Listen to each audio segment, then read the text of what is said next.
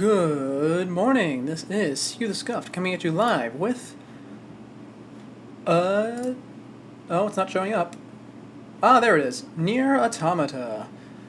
So we started this last week and we basically just did the tutorial. And then we stopped after I think it was just after running around a little bit, opening up all the shops. So this week, or at least today, we'll be going about and we will actually start the main story, the real meat of this game, and we also will be doing some side quests. I have a little list I compiled of side quests that I feel are relevant to the lore, or at the very least, very significant. So we'll be doing those, and if I get distracted by anything else, we'll do that as well. But for today, our goal is to do at least what I consider to be the first half of Route A. Oh, wrong button. Do not new game me. So let's head in. Ah, yes, the desert. I believe I went just a little bit further and touched a save point after we turned it off last time. Oh, but I'm ready for this. We'll get to see the whole world open up today. And I won't lore dump that much.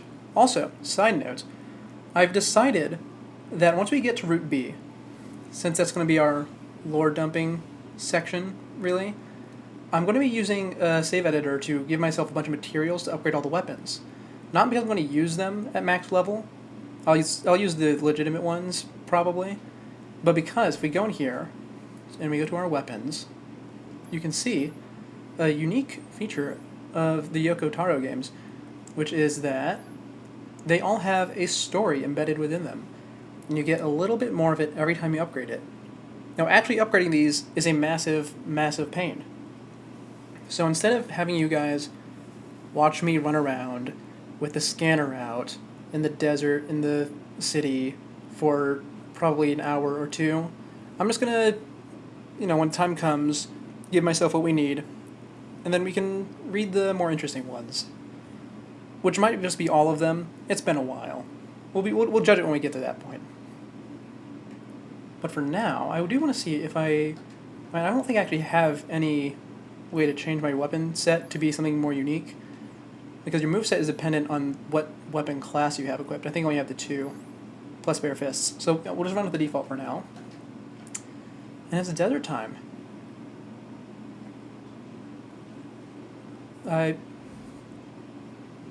Oh yeah, I love skipping the parts I don't like. Like right here, but also you get to skip the parts you don't like, but you also get to do the parts that you missed. Right here, later on, there's going to be a side quest that's exclusive to the first playthrough, and I missed it the first time around because it was really, really hard, because it was under-leveled, just running through everything. But it turns out it's actually a really interesting side quest, or at the very least, the end result is. So we'll be doing that.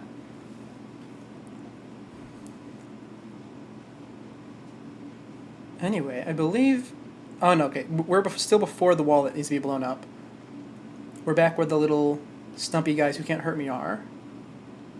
Look at these little guys. Look, this one actually walks towards me a little bit. I can't get enough of these. I love them. Now then.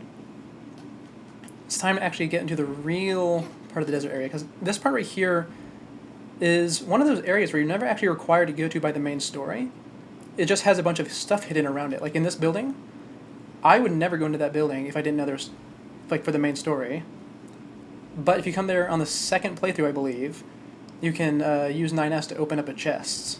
And there's probably a weapon in it. I'm not quite sure. They don't even have a side quest there, from what I remember. Oh, we already blew up the wall. Okay. So we get to skip that scene. And here is one of our many cleverly disguised loading zones. I need to turn down the voice a little bit, because her jumping sound is loud in my ears. Hold on. Settings. Sound. Sound effect volume needs to go down a little bit. And I feel like the music is about to start blasting at me. Oh, it's because my headphones are turned up. That's why. In that case, we can leave the sound effects as they are. Okay, I fixed it. Yeah, all the areas are connected to little areas, like zones like this where you can't see anything. How do I fight? I need to use this to remember. That's how. We're good, because we're going to be doing a lot of combat in this upcoming section. Oh, and the masks. Yes. So they're actually going to talk about the masks in a second. But there is actually a little bit of lore behind them that they don't talk about. We'll get to that whenever whenever 2B and 9S notice themselves. Anyway, time for our establishing shot. This area is very empty. You didn't miss too much in Silksong. I found the mist. I realized it was a Lost Forest type of area about 20 minutes in, and then decided to back out. And I kept climbing up the biowater, got dropped into a hole by a fake bench, and then shortly after that I decided to end, because after dying I did not want to climb up the hole again. But yeah, anyway, this desert area, even though it looks really empty, and it most certainly is. Oh, you missed. Oh no, you didn't miss. You didn't miss the entire miss. I couldn't finish it. I didn't figure out the trick to it. What am I trying to say? Right, the desert. Even though it's really, really empty looking, there's actually a lot of stuff hidden in it. And around here on the sand dune is a really important upgrade. I want to see if I can find it real quick, because just laying on the ground, it blends in really well. Also, this sliding is a bit annoying. That's why you shouldn't be wearing heels in the desert. Oh, it's sliding everywhere. Oh, I don't know if I'm going to be able to find it. I think I need to come back with a scanner. Or, yeah, probably the scanner. Because it's a second pod. This little guy floating next to me. And if I get it, it has missiles. And also all my pod programs, like the laser, get powered up. Trick to the miss is quite tricky. I'm sure I can figure it out. I figured out original Lost Woods. Anyway, it's time to go through, I think, like 4 or 5 ambush encounters. Hello, machines. Okay, I need to remember how to do this.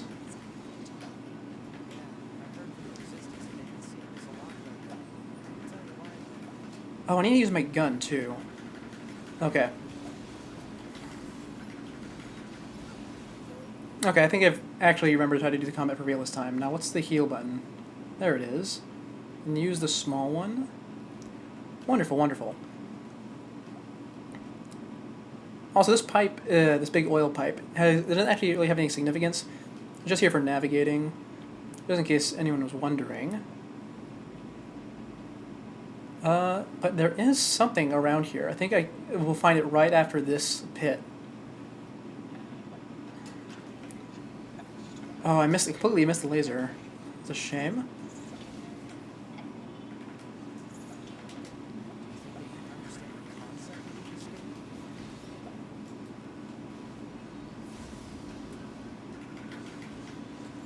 Almost got them. I will say, the combat in this game, even though it is really satisfying and fun, I don't enjoy the horde battles, which is a real shame, because that's actually what most of the battles are. The bosses are a lot more interesting. Now, I think it's right up here. Past this... Yeah, past the save point. This is it. So first of all, we gotta open it up so we can save. Okay. Oh, is there a lock-on that's happening right now? Is that why my camera's so weird? It might be. Alright, alright. Let's see if I can remember how to do this. I think it's over here past these ruins. Oh, while we're going past the ruins, if you see over there, there's a little metal door. That's actually one of the DLC doors. The DLC is free from what I remember. But down there is a big arena. I don't remember which one it is. There's 3 of them scattered around the world. And each of them have their own little story.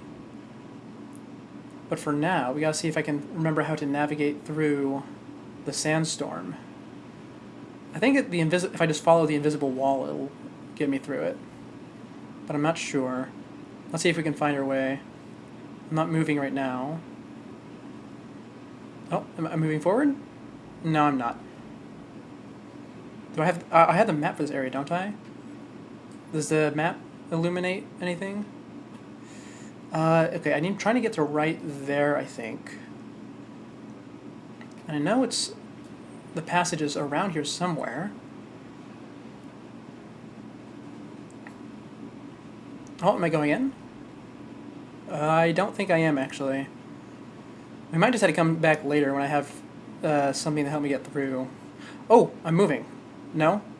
Am I? Oh, it's so hard to tell. I mean, that's the point of a sandstorm, I suppose. Here, let's see. If I just run straight this way, will I make progress? I think I'm back to where I am before. It's also very hard to hear anything right now. Okay, yep, I can't find it. I just went in a big circle. But the point is, there's a oasis all the way through that sandstorm with a bunch of materials and also a unique fishing spot. It's actually one of the things I didn't get to complete on my 100% run because, well, you need I think 3 fish there that have a 1% chance to catch. And fishing in this game is really terrible, actually. It's fun for the first bit, but then when you actually try to get the rare ones, you realize that I think I said this last time, but the fishing indicator has 3 possible cues, and only one of them is an audio cue. So you had to actually stare at it the whole time. Anyways, here's our next fighting location.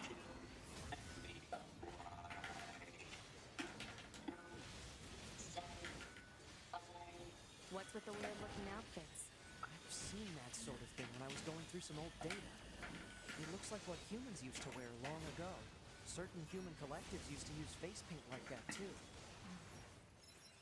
Oh, and there's the note about the outfits. So let's go ahead and say it now. These masks that they're wearing are actually from near Replicant in the desert city of Facade. And their whole thing was that they have like 100,000 rules they established, which act as their laws, but everyone remembers every single one, and they never get rid of any of them, at least until the protagonist comes along and not forces them, but as part of a trade agreement, he says that they should add a rule 0. They let them change their rules, get rid of them. As it turns out in this game, they didn't really do that because they kept making new rules. Or at the very least, these machines that are imitating them did. Oh, my camera just got forced to turn. Oh, it's the suicide bots. How do I deal with these? I forget. Oh, they all die in one hit. That's how. There we go. Okay, let's see if I can find the second secret though. Because there's one that's way easier to find than that oasis. There's actually a few things hidden around the desert. Let's see. Where am I? Oh, my map's incomplete, so it's not going to show me much, is it? No, it's not. Well, I think it's right over here. I really want to see if I can get to these areas with an incomplete map. I know it's physically possible to get there. I just don't know if I'll be able to navigate to it. That's not who I'm looking for. I think it's just going to be over this big crest here. Because they do a really good job of hiding it, because it's a really big area. And they want you to not be able to see it from the distance. Oh, this crest is a wall. Okay, in that case maybe it's this way. That's mountain is, I think, progress. Oh, I don't know if I'm going to... What? I never realized that the desert was this hard to navigate. If I go straight from where I am right now... Oh, I think I'm in the wrong corner. Yeah, that's probably it. Okay, let's run over here then. Because there's a really cool thing over here. It's actually, a variation of it is my screensaver on my PC. Oh, is this it? Oh, we're here. We're almost there. Wait, no way. Can you not actually see it this early in the game? Is it all underneath the sand? There's no way that's the case, right? These are the only 3 big rocks I see. The only way I could see if it was this way or right over that crest I was just standing on. Nope, Sandstorm starts that way. I think they actually just buried the whole thing this early in the game. That's crazy. Oh, you know what? I know why. It's because this is related to a certain character's side quest, and the character hasn't been introduced yet, so they don't want you to see it. Okay, well, that's a shame. I thought I could not sequence break, but at least see a neat little secret. But I suppose for now we'll just go back to the hacking slashing. I think we have two more. Or this last one might be it.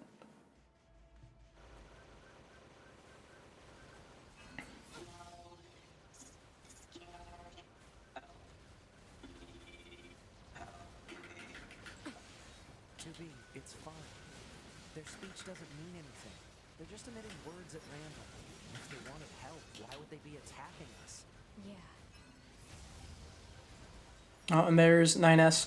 Is a typical denial of machine intelligence.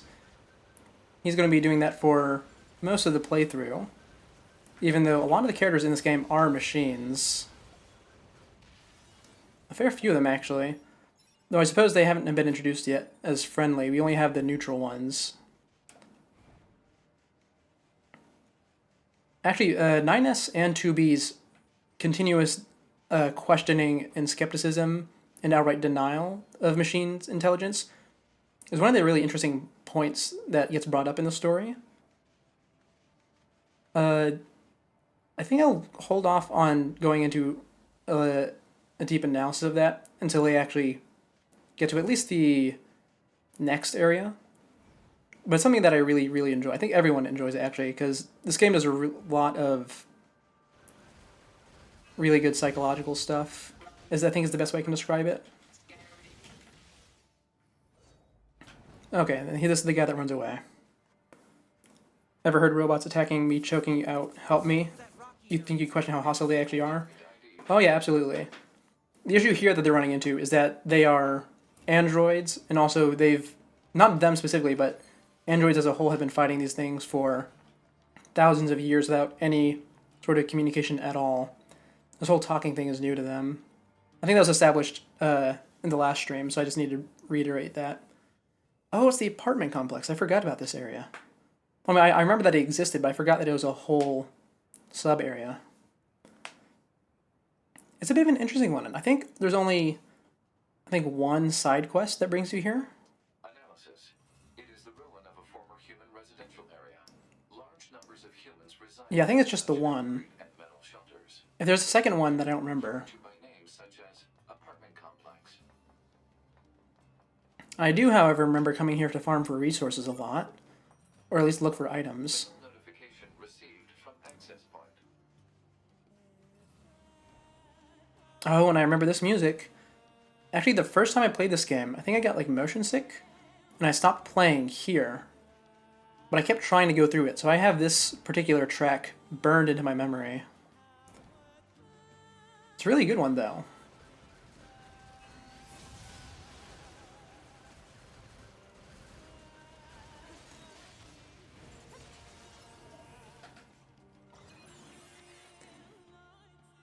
Remember effectively nothing?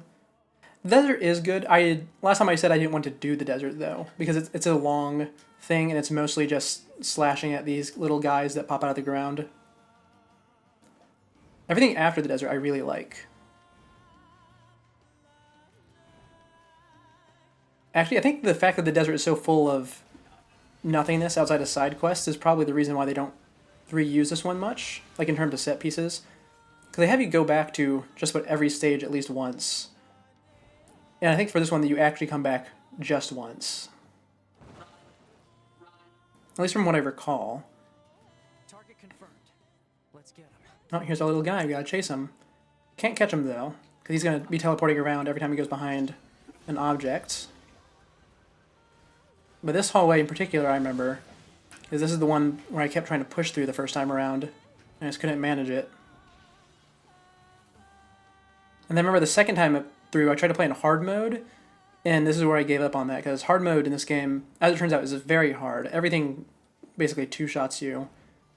And if you play in one shot and very hard, everything always one-shots you. It's really horrible.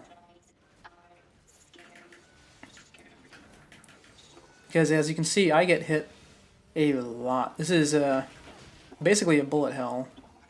And sometimes it literally is a bullet hell.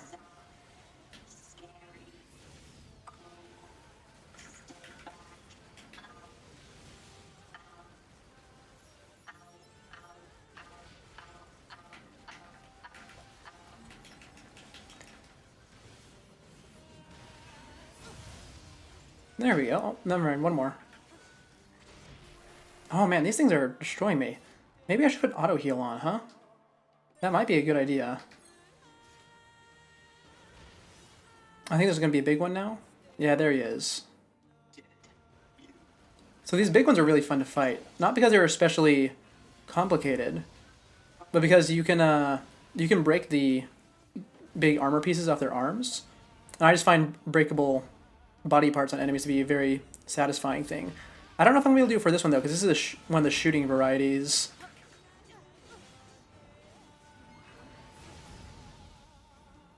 Okay, I think I will be able to. It's just going to be a bit more difficult. Why the heck is there a lock-on? I can swear this wasn't here, but last time I played. I mean, I'm going to go into the settings and see if I can fix it. Because this is really messing me up. Settings, controls, probably going to be in the settings, right? Game settings. No, there's... Well, first I should turn inactive play on just in case. If I need to check OBS, I don't want the game to completely freeze. Other. Self-destruct needs to be on, yeah. Why is there a lock on? I don't understand that. Is it in controls? Oh, it's in controls. I hit LT. That makes sense. Oh, no, that's... The actual lock on is a different mechanic. Okay, I guess they just want me to be focused on this for cinematic purposes. That could be it. It's a bit weird, though.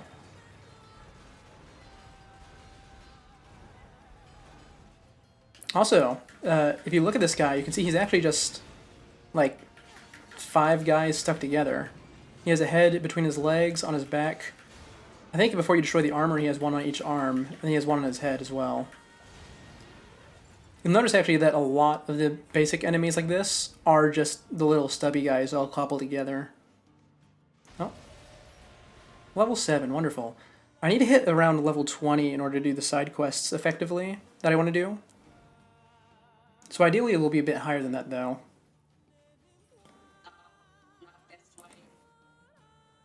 That wrong way, little guy. I'm gonna get you. It's inevitable.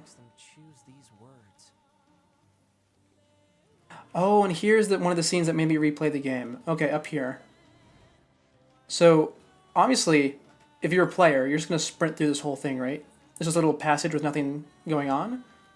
But in the anime, which I recently watched, they actually slow walk through this and have the camera between the girders in order to show off all the android bodies.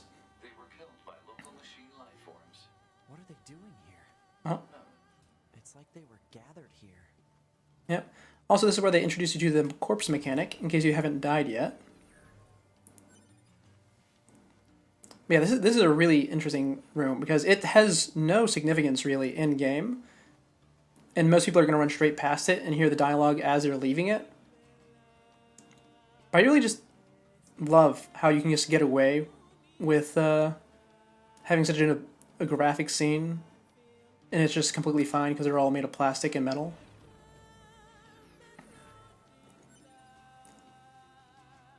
It's great. It kind of reminds me of Elden Ring, actually, because in Elden Ring they open it up and there's guys crucified everywhere, and most people don't even notice. I certainly didn't notice. It took me until like halfway through my 3rd playthrough. And I didn't even do that until years after the game came out. Anyway, here's where the story is going to start for real. Time to see some robots doing some odd things that contradicts the android's beliefs.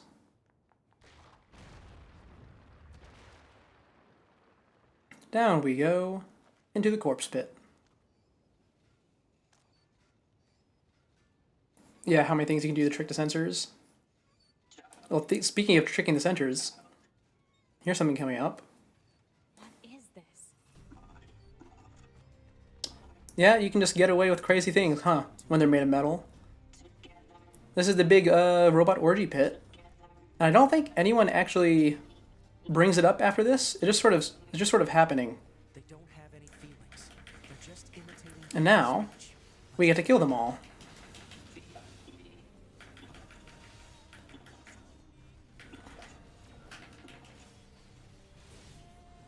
Oh, and there's our original guy. Hello, friend. Yeah, if you actually just stand around and don't attack them, this guy shows up in order to make them all fight you. So you can't spare them. Even though this game does love making you make terrible decisions.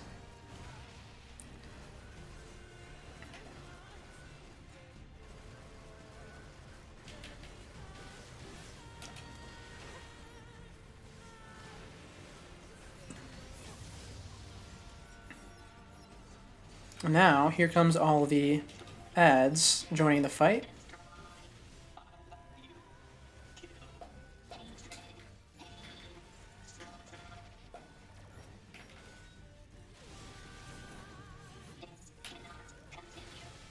This cannot continue. There it is. That's one of the phrases. It doesn't have an especially deep meaning, in case you're wondering. But it's one of those lines that the robots say all the time that really gets into your ears. Because the robots, as you might hear, they have a very charming little voice, to say the least. Very distinct as well.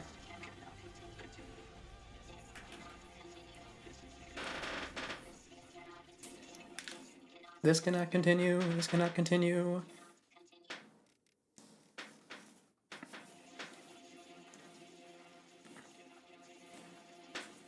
Oh, I love how freaky they are right here. Because up until this point, they all come off across as actually rather cute. You know, until they start doing this. Like aphids making a bridge. This is going to be another one of the things that the anime changed. They had this whole scene happen underground. I don't know why they did that. I guess they just wanted to change the lighting, maybe? An android? No. This is a machine. Don't worry, nothing graphic here. He's built like a Ken doll.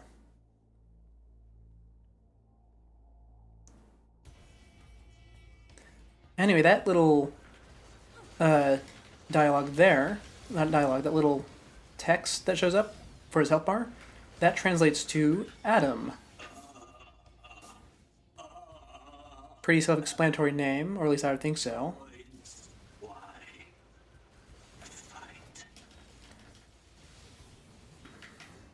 You know, I'm going to actually use the lock on this guy so I don't have to aim.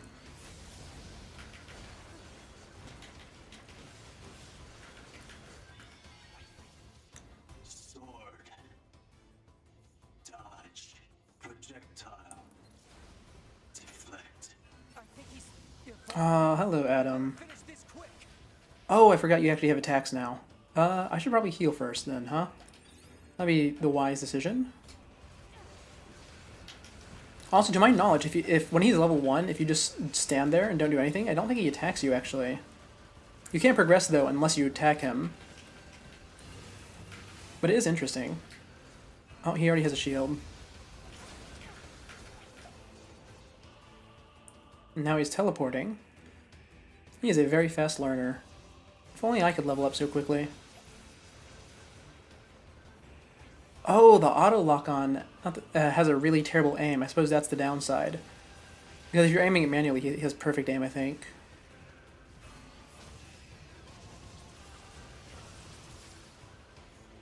Will you get down here, bud? Oh, he is.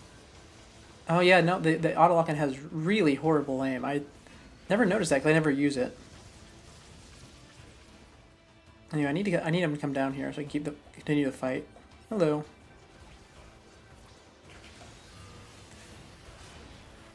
Oh, he might actually kill me. I don't want that to happen.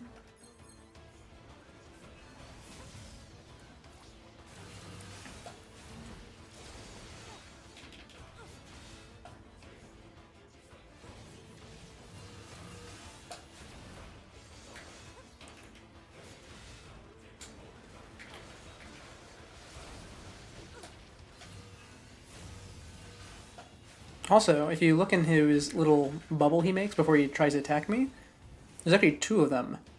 There's the completely solid bubble, and then the one that's like panels.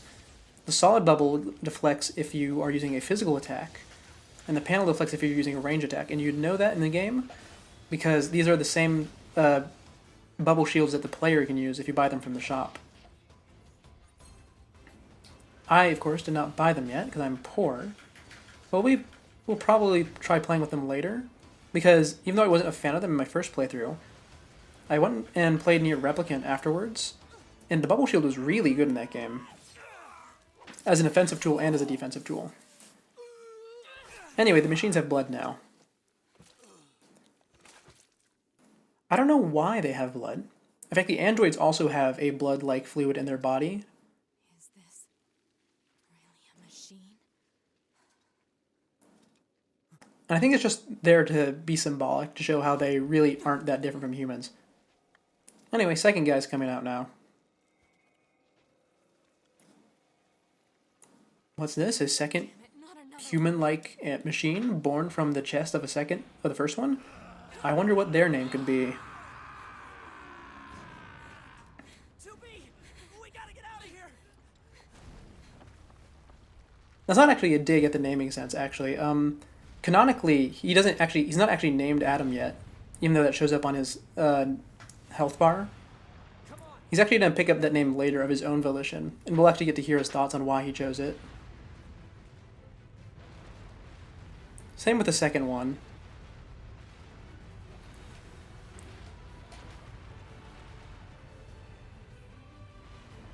Now then, it's time for us to loop all the way back to the beginning of this desert using this one simple shortcut. I don't think... Oh, actually, we do actually need to go through this shortcut one time later, I think. I don't actually know if it's for a side quest or if it's for a weapon upgrade. But if it's for a side quest, we'll need to come here to grab a What the hell just happened? black rose, I think. I've never seen a machine like that before. We better report this to command. It'll only spawn, I think, if you're doing the side quests. Oh yeah, it is a side quest. Let's move to an area with better reception so we can come. And there's also a bunch of little nooks and crannies all through the desert, including that one I just looked at. Because there is a whole underground area, which is actually exceptionally well hidden. Oh, and the push blocks. We found these last time. I was trying to go around and show off all the areas that you can go into in the desert, and it turns out, not just the desert, the whole area game actually, it turns out almost every area was blocked by a push block that I just completely forgot about, because you only had to unblock the areas in the first playthrough, I think. Well, maybe the second too.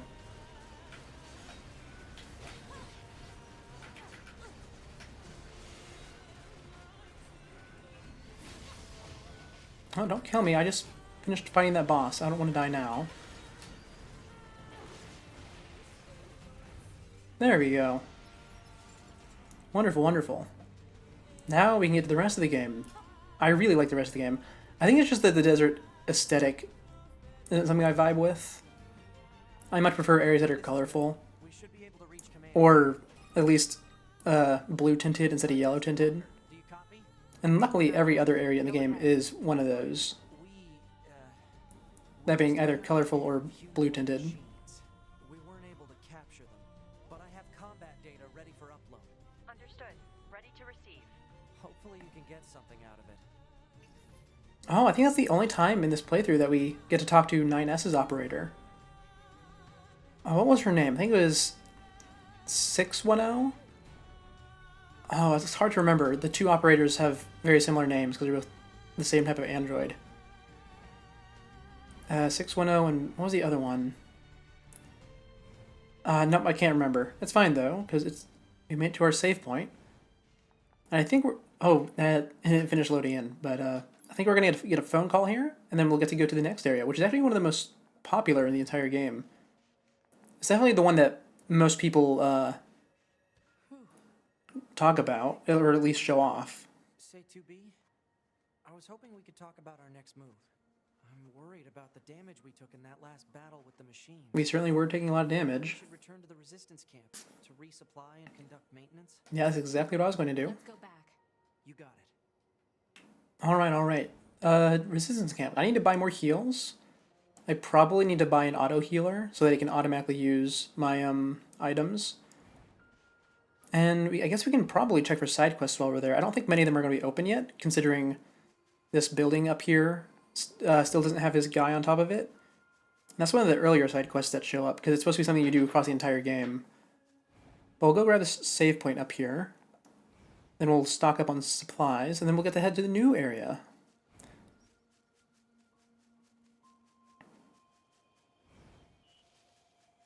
You know, I think this up here is actually probably the save point that I used the least in the entire game. Access point communication. It's just sort of an awkward spot. Anyway, there we go. Unlocked. Let me think, is there any time in the game that you need to come to this area? I think there is a boss battle at the very end of the game when you can't save here. And you very briefly need to go to the top of this tower at the halfway point of the game. But not at the halfway point of the playthrough, at the halfway point of the entire game. I think that's about the only times you have to stop here. Otherwise, you just run through. You don't even come here for side quests, really.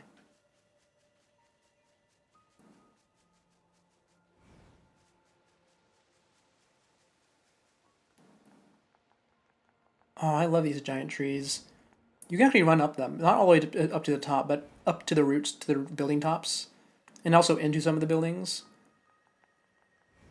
We'll end up doing that a lot later, I believe. At the very least, there is one side quest I know that requires you to do that. Like to go into one of those buildings. Actually, now I'm thinking about it, there's actually quite a few. Oh, you know what? I wonder if I can go inside that pipe up there. There's a hidden area in this game that's hidden in one of these pipes that shows up later. I want to see if you can go into this one, though. Okay, you can't. That is... it's filled with water. Oh, I wish all the secrets would be open already. Oh, side quest tutorial. Okay, maybe they're all open now. Now then. Who sells the plug-in chips? You sell weapons. I don't need that right now. Ooh, it just lagged a bit. I think you sell the plug-in chips. Or are you the material guy? Okay, you sell the chips. I don't need the sound wave analysis. Where is... Oh, I forgot you had to buy the XP gauge. Where is the auto heal? Ranged max... Oh, I could buy some max HP ups. Oh, but those are huge. You can see their cost is 11. We briefly talked about it last time, but in your... What's it called? In your inventory, you have like a little sorting area where you had to equip these. 11's pretty massive, actually. I think the biggest they get is around 25. Anyway, he does not sell what I need. I think I need to check the doctor. Oh, I guess we're not a doctor, because we're all androids. Oh yeah, you're it, because you can also let me fuse the chips. Right? Nope, not you. But you do let me expand storage. Oh, I've been picking up chips this whole time. I forgot about that.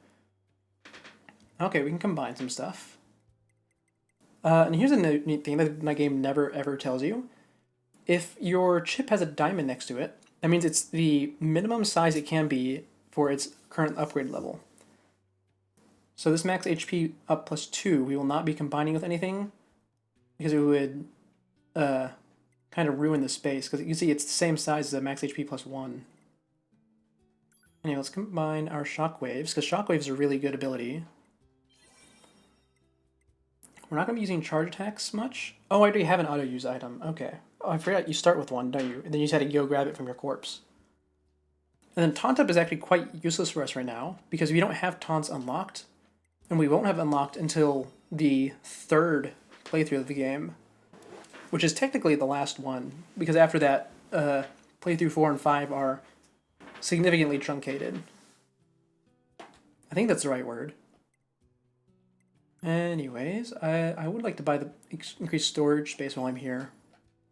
And I'll probably just buy some extra heals. But first things first, let's equip our stuff. Not pod programs, no, plug-in chips. Oh, look at all that extra space we have. That's wonderful. Love to see it. All chips, please. No, all chips, I said. Let's see. Which ones do we need to equip? We want to equip Shockwave. Max HP up +2. Offensive heal. And auto use item. Oh, look at that. Perfect. The exact amount of slots we need. Anyway, that's going to help a lot with this upcoming section. Because I remember there's actually a not necessarily difficult boss, but because of how bad I'm doing, I could certainly use the extra help. Anyway, I think that's enough for buying stuff. And doesn't look there's any side quests. Is there? Oh, an enemy wants something. Ah, it's you. I heard from Jackass about your encounter in the desert. Good work. We don't have much to offer in thanks, but I've readied a room for you here. Oh? Oh, I forgot about that. It's not used much. It's the least we can do. Feel free to use it however you like. Hey, thanks! I think that all there's in here is a chest that you can't open until the second playthrough. Oh, there's a chest you can open right now. This is pretty big. You sure it's okay for us to get a room like this? We have permission, remember? Plus, we'll probably be stationed here for a while, so a bed won't go amiss. Then I guess there's no point in turning it down. Androids don't actually need to sleep. I think the bed is just so they can do maintenance and setting stuff. Oh, okay, you can open the chest right now. I thought it was a locked chest. Also, here's a fun fact, is that the Yorha androids, which is the ones that we are, the ones that wear all black, they survive off of exclusively purified water. How it works is kind of a mystery. They do go into it a little bit later, though. Operator to 9S. This is 9S. Go ahead. I have an incoming message for 2B and 9S from the commander. Initiating playback. Oh, Commander. 2B, 9S. We've lost contact with several Yorha units that were on their way to the surface. Their black boxes are online, so we presume they're still alive. We've Yep, I'm already on the way there. signals, so I need all Yorha units on the surface to head over and investigate. End transmission. I heard something about that back at the resistance camp. Target location confirmed. I'm worried about the other androids. We should probably check this out as soon as possible. Oh, and look at this. The little opening just has opened up on its own. Looks like our surface route's been... Oh, we get to fish in here, actually. There's a secret if you fish in here. Let's see. We need to find the water first. Those machines out in the desert look just like androids, right? Right.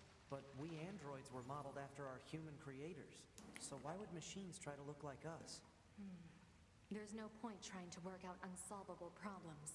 I suppose. And there they go, continuing to disregard the machines. Now let's see, I don't know if you remember how long it takes for you to fish in this. I mean, it shouldn't take too long, realistically. Is that the sign that it's caught? Okay, no, that's the sign that's caught. Hypothesis. That's garbage, yeah.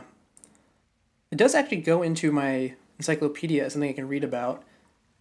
I think they actually note if you like fish up an RPG or something that it's even though it's a primitive weapon from their perspective, it's still very effective.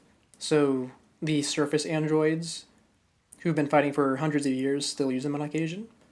And then in the anime they show that surface androids do just straight up use regular guns instead of these little energy pods and whatnot.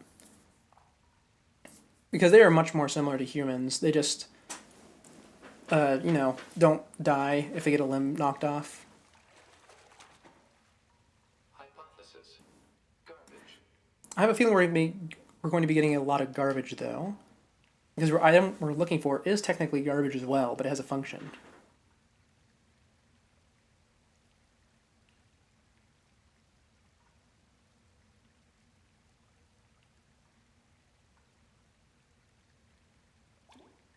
I certainly hope it's not one of those things where I can't get until later. Report. Purpose unknown. You know the purpose of it. We have a whole encyclopedia entry about it. Oh, also we can sell these later. I think. I mean, oh yeah, you can. Anything you fish up can be sold.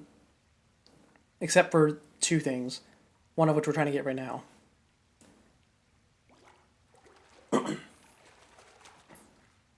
Oh, got a whole tire. Garbage.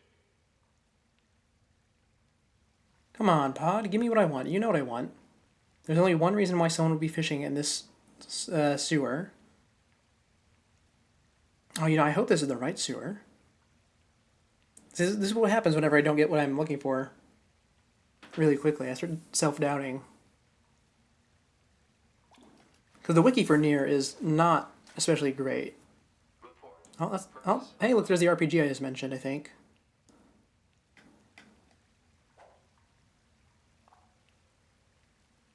Come on, pod, don't make me fish up every possible piece of garbage before you give me what I want.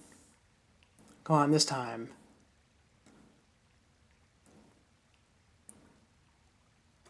This time, come on. Ah, more gas canisters. Come on, pod. We don't want to be here all night. Give the thing I'm looking for. Come on.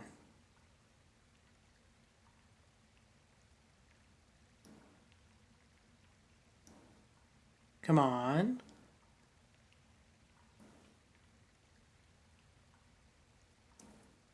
Oh, I hate it when the fish does this. Come on, just pull it under. Come on. Go, go, go.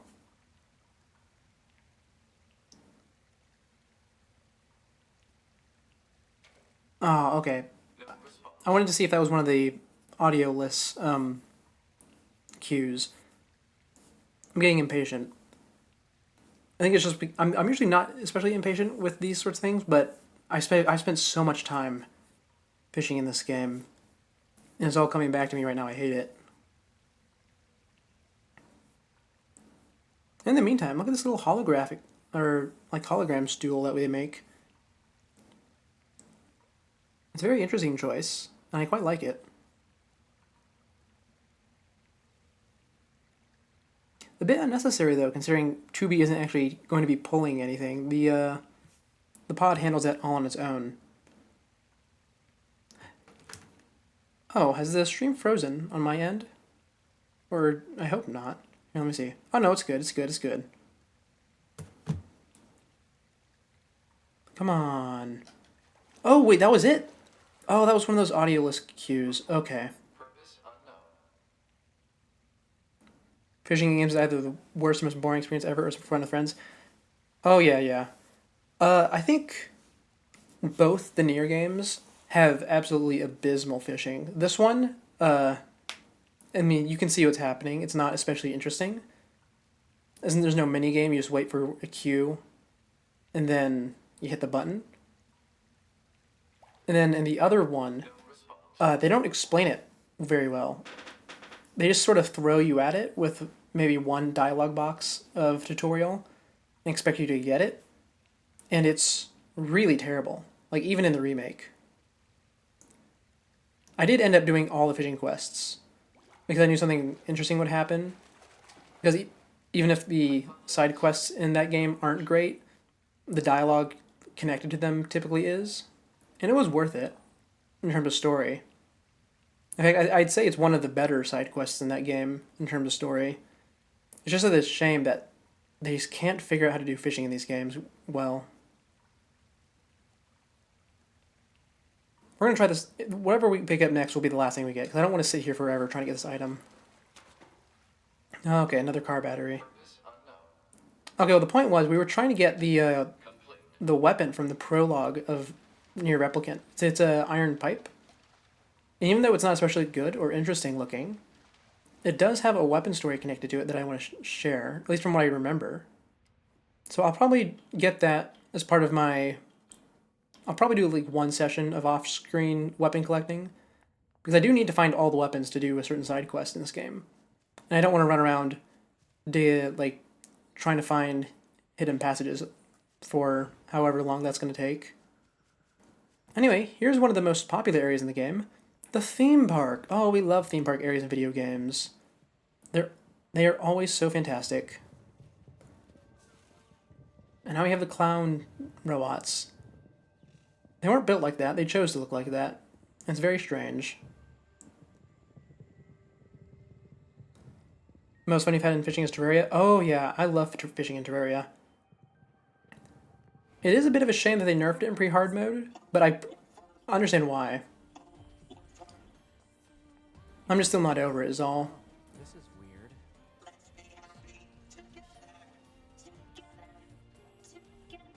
Also, here's a fun fact. This big golden rabbit statue is alive, and it has a health bar. Its health bar is invisible until you get it to, I think, 60% HP or so. And if I were to attempt to fight it right now, it would take well over an hour to do so, because it has, I think, the maximum HP an enemy can have. So this is something we'll definitely have to come back to much, much, much later.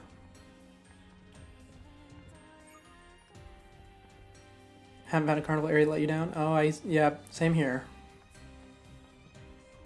Also, the music is fantastic. Nier Replicant definitely has the better, like, chill music overall. But this game has stuff that really, really matches the subtly terrifying vibe of everything. Like this guy, what do you have to say, clown? You have business here? No. Oh yeah, he's just trying to guide me in. I think more of the creepy guys show up later. Oh, I forgot there's a shop here. Oh, look. This is a lunar tier. There is about, I think there's one of these hidden in every area of the game. And we'll be needing to find them for the side quests later. This is the easiest one to find by far. In fact, I forgot that it was so just out in the open right here. But the other ones are quite well hidden. I don't actually remember where they all are. Now, let's see, this shop here, I remember later in the game when he expands his inventory, he sells some pretty important stuff. But for now, he's just selling the basic materials. I don't actually need anything here right now. Notably, there's actually a side quest that shows up later in the game if you have 0 tree sap. Well, the side quest shows up, but you get to skip the whole thing if you have tree sap. But it's actually one of the more interesting ones in terms of combat, so it's better to not have any at the time. Anyway, this guy's on break. He's smoking, I think, if you talk to him. And up ahead is our save point. Where is that at? We're getting resistance signals from that building over there. The more you see amusement parks and games, the more grateful you are for the ones you have near me. I don't even have any near me. Unfortunately, it is not a wise idea to have a giant metal machine out in the cold for half the year. You know, because of shrinking and expanding and whatnot. Anyways, we get to stand on all sorts of rides here, and by that I mean I think 2 of them. This being one. But this area is full of very fun stuff later on. In fact, one of my favorite side quests in the game is here. Anyway, hello friend. This guy just warns you of a danger up ahead. And that danger is this big optional boss. It's the confetti tank. We will be fighting it. Because even though it is completely peaceful, it gives a very, very good drop. So let's get up here. And let's get slashing. And also, there's this little thing I can do where I can open up and hit it in the core. I think if I kill it this way, it doesn't give the drop, though. Oh my god, it's about to kill me. Oh, and I'm dead. It's a good thing I saved. There are 3 that you sometimes go to, but one's pretty far away. I can see that. Ooh. Oh, here's an interesting thing. The body report. This is the first time we've seen it. Anytime you die, you leave behind a body that shows up in other people's worlds. And you can leave a message behind along with your save file name and your, well, any country of origin and or location in game. We're not going to be messing with this because I think we're playing offline. But we can at the very least go back and pick up our body, which is something that we need to do. Because all of the chips we had equipped, including those like plus HP stuff we had, those are equipped to the corpse. And if we die again, they disappear. A little bit of a Souls-like mechanic. And a rather brutal one, too. I didn't realize that was happening the first time I played this game. So, I ended up being severely underpowered for the first playthrough. And then I realized what was happening. Something that really didn't help is I was playing with other people's corpses on, and I kept picking up their chips, thinking they were mine, and I didn't realize they were temporary. Love games you can get messages from other players. Oh yeah, it's real fun. It's a mechanic you don't see often. These Oh machines yeah. are heavily armed. Now let's see, where is my corpse? Oh no, don't tell me it's underneath. So let's take them out. Hey, I need you to move. Yeah, I can see my body down there. I need that. There we go. Retrieve. Yes, please. I'd like to equip them. Now then, we need to get up there. And this time, whenever they start shooting, we need to not immediately get shot by all of them at once.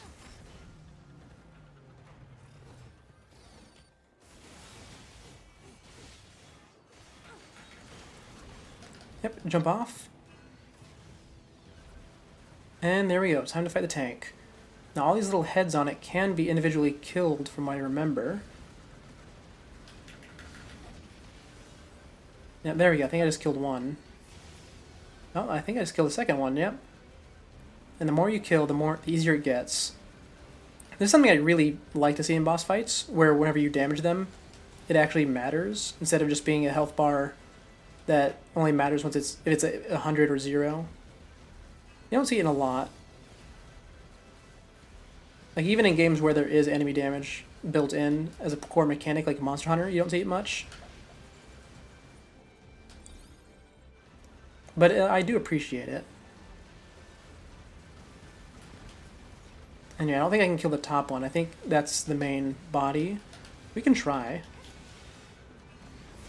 Oh, I can kill it. I did not know that. I guess the big turret is the main body then. Subnautica has the cutest ones. Oh yeah, I love those little time capsules. I think I only found one in my playthrough. But I remember I spent a lot of time trying to assemble one. No. It didn't drop. Oh, is it because I pulled open the core? It's probably because I pulled the core open.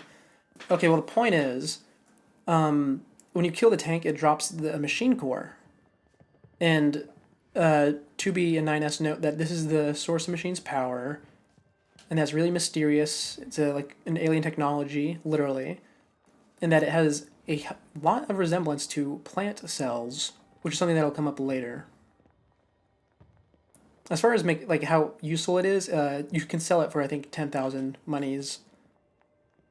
Oh, and in terms of money, here's an interesting fact before I get onto this next area. It's not gold. I know it's called G, but it's actually just whatever scraps you have in your pocket, because any part that could possibly be used to repair something or someone is seen as money in this universe. So that's why the enemies drop little springs and gears that we can use to buy stuff. What's this? Analysis. It is a device that propels humans on rails at high speeds for the purposes of amusement. Hey, it's the roller coaster time. Referred to as a roller coaster.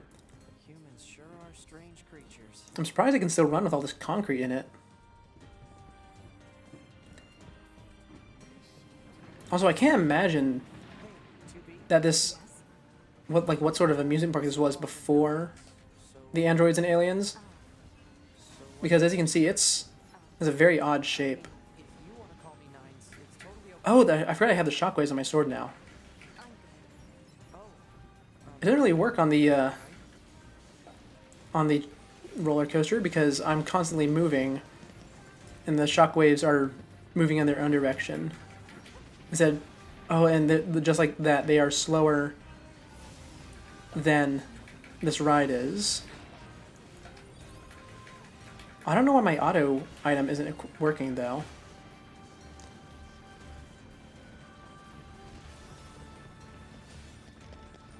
Yeah, but this right here is a section that a lot of people remember from this game. It's very charming. But the thing that's always captured my attention is this room right afterwards. Multiple resistance members detected beneath this room. Oh, corpse. Thank you. Thankfully, the corpses of the in-game androids do give permanent buffs. Ah, here we are. Oh, one of my favorite bosses. Along with one of my favorite songs.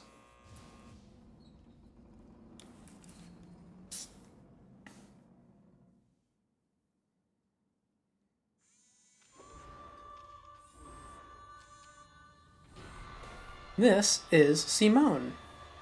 And notably, as you can see from just beneath her head, it's actually just one machine, instead of an amalgamation like the other ones are. About a machine like this. We'll get some more lore about her later.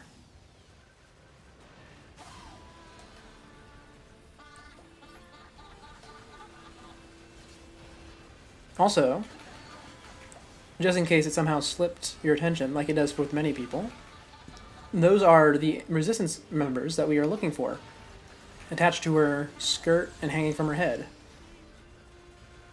They've been stripped down for parts and made into decorations. Oh, those lasers hurt a lot.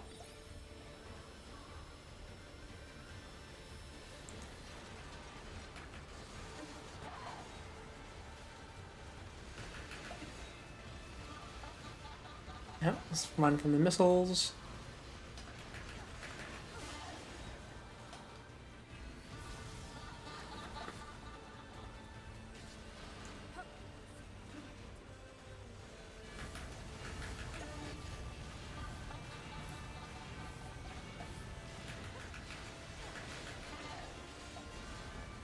Oh, I love this boss so much.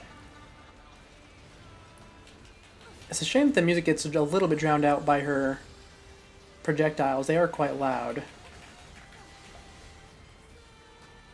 Oh, oh, camera's changing. Oh, that's why. Yeah, let's undo the lock on so I can shoot the bullets.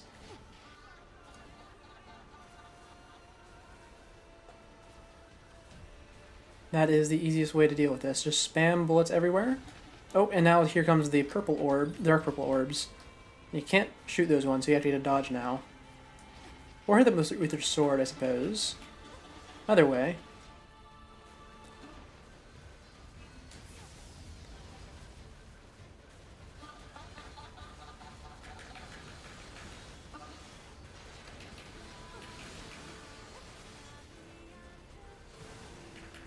Oh, and up on stage. It's time for phase 2. I believe she has 3 phases total.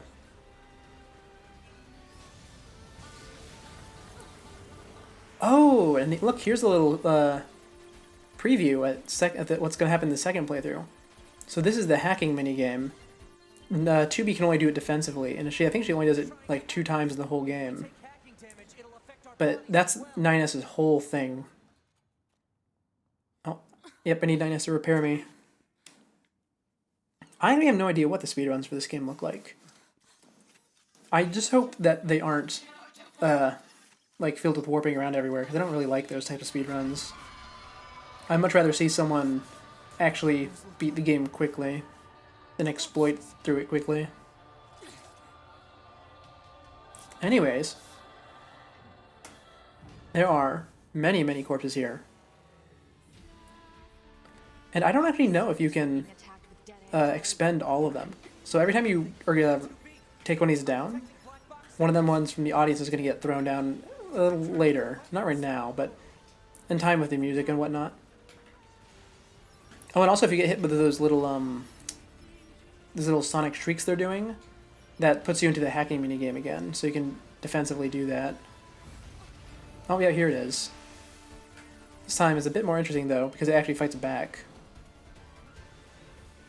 Oh, but you know what? I will say, if regardless of how they do the speedrun, anytime they are fighting, I guarantee they are exclusively going to be using hacking, so long as they are controlling 9S. Because hacking is absurdly powerful in this game. Oh, the shockwaves on the floor do it as well. I did not know that. Yeah, warp around is terrible. Yeah, it can be entertaining. At least if it's done sparingly, I suppose. I've almost analyzed the enemy But like I remember whenever Elden Ring first came out, a lot of the speedruns were just get to the grace that gives you your horse, and then teleport to the end of the game, basically. It was not especially impressive or fun looking. Oh, more lasers. Oh, and look at that. Next phase. We've blown off her dress. Attack triggered by enemy consciousness data. Failure to destroy it quickly may lead to serious damage in memory regions. Alright, Simone.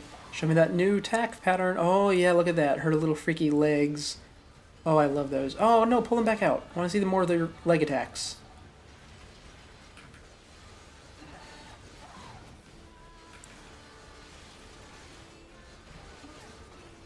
Ah, here they are. Look at this little, like, xenomorph face beneath her. Oh, I love how freaky she is. It's amazing, especially once you actually learn her lore, which we'll get to, I think, not too long later. We're almost to the point of the game where all the side quests open up.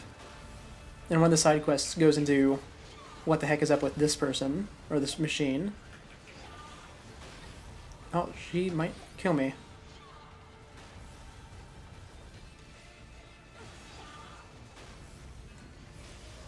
Oh, and there we go. Defeated. And also hit at the same time. Oh, no, not defeated? Why'd I level up?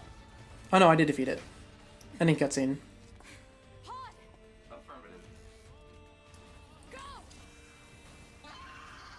Affirmative. Goodbye, Simone. Oh, and we get a brief glimpse of why you are the way you are.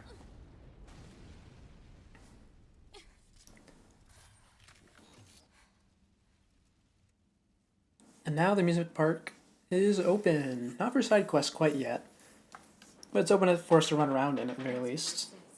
Oh, you mean the hacking? No worries. Us scanners are pretty good at that kind of thing. I've got your back anytime.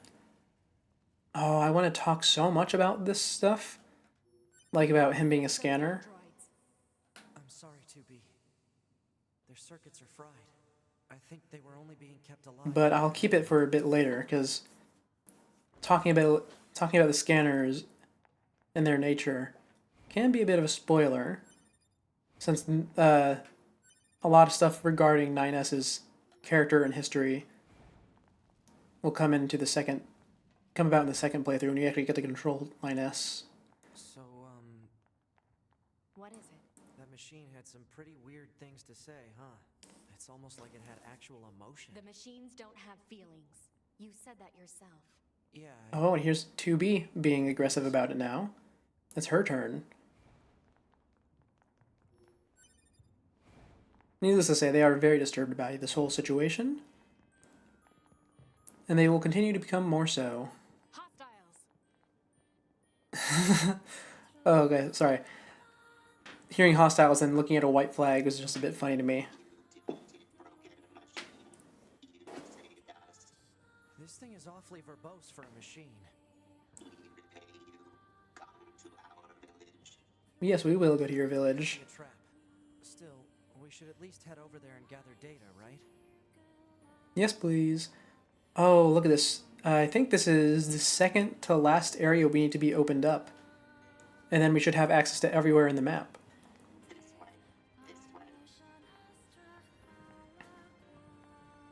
Not that we've actually gone everywhere. After this, we'll have gone to all but one major area.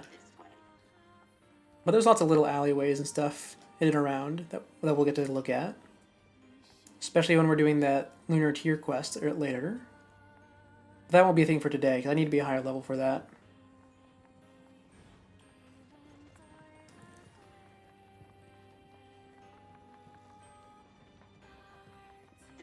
Oh, actually, no. I forgot one of the areas. It'll be all but two, actually. What's that? Oh, right. You wouldn't have seen that before. They're sending supplies up from Earth to the moon and the bunker. There must be parts of human space after all. I wish we had more scenes like this, where you could just see whatever's going on in the background. We just don't have a lot of shots or spots in the game where you are forced into a sighted perspective outdoors. I really like it, though. Though admittedly, I like the way the camera in this game is used a lot, all the time. And I think this castle in the background is actually part of a different area. The aliens who created them. Oh, I fell. Conquer directly. They originally came here from outer space, right? Well, there are a few theories about that, but no one knows for sure. Hard to tell what an alien is thinking, you know? Indeed, it's very hard to tell what they're thinking. Actually, as far as the aliens go, I wouldn't count this as a spoiler, but there is a. But I'm gonna stop because it's gonna put me into a cutscene. There's a drama CD that's just full of a bunch of like short stories that have been voiced by the voice actors and stuff. And one of them is about the day that the aliens invaded, and they just come out of literally nowhere. Disregard all previous plot. It's now literally War of the Worlds, basically. Except they aren't weak to the common cold. And, it's a very strange twist to take, but it's not the first time they did it. I don't know if I mentioned before, but, Nier is actually a sequel series to Drakengard, which is a fantasy series. And the reason it's a sequel is because in Drakengard 1, one of the endings, kind of as a joke at the time, the protagonist and the final boss get sent to Tokyo, like through a portal, and then you fight there. And then after you beat the final boss, the protagonist gets killed by a fighter jet. And then that ended up being the canon ending. And it ended up leading to this. It's very strange, very odd. You know, now that I'm saying it out loud, I think I have brought it up before. Oh, it's hard to remember, though. I want to bring up a lot of things about this game, but I don't want to go into too much detail, because I want to just let playthrough A sort of show itself off.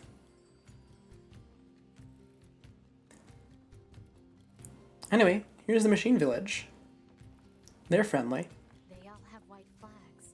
Looks like they really don't want to fight. And here is Pascal. I think the oldest machine in the village. Before we begin, there's something you must understand. We are not your enemies. 2B! We can't trust anything the machines say. I understand that you see us as the enemy, but... Well, anyway, my name is Pascal. I'm the leader of this village. Hello, Pascal. We reside here desire nothing more than to live a peaceful existence. Look around for yourself. You'll see that it's true. It is indeed true. We're not going to go around and talk to them right now, because while they're waving the white flags, the only things they have to say are, "We're friendly, spare us." So let's go straight to talking to Pascal. You know, we already have something of a relationship with you androids. In fact, I'm hoping you can take this to an enemy in the resistance camp. What is it? It's a fuel filter that she requested. If you take it to her, it should make it clear that we're a peaceful group. Alright. And there we go. First quest for the machines. It is a main quest, but there's plenty of spots here for side quests later. Also, here's an interesting thing. Pascal is actually identified as a male, and they use a female voice because it puts people at ease. Specifically, it puts the other machines that have the minds of children at ease. Also, I think... I don't remember if it's for certain. Well, I guess we'll find out later, but I'm pretty sure the machines that act as children are only as such because Pascal built them as such. Anyway, here's the one side quest we can do right now. The guy who is so tone-deaf, he doesn't have a white flag. Existence precedes essence. Man is nothing else but what he makes of himself. Additionally, hello? Yes, and you are? Wait, do not tell me. I have already deduced that you are here to listen to me expound upon the great mysteries of existence. Well, enough. Let us begin by discussing the concept of existentialism. Essence and existence are two sides of the same coin. And yet, what is existence? I'm glad you asked. To answer that will require many long hours of... this is pointless. There's no point in talking to John Paul. We stopped trying to figure him out a while ago. All he does is spout a bunch of mumbo-jumbo about something called philosophy. If you're curious about him, you'll have better luck talking to his followers. They tend to use smaller words, at least. This guy has followers? More like fans, I suppose. But yes, there are quite a few out there who buy what he's selling. Don't ask me why. Some folks just get into that sort of thing, I suppose. There's even one John Paul follower right here in this village. You know the machine with the thick paint on her face? That's the one. John Paul's Melancholy. This is a 3-part quest that I do not want to do. So I'll just give you the rundown. Basically, he has 3 fans.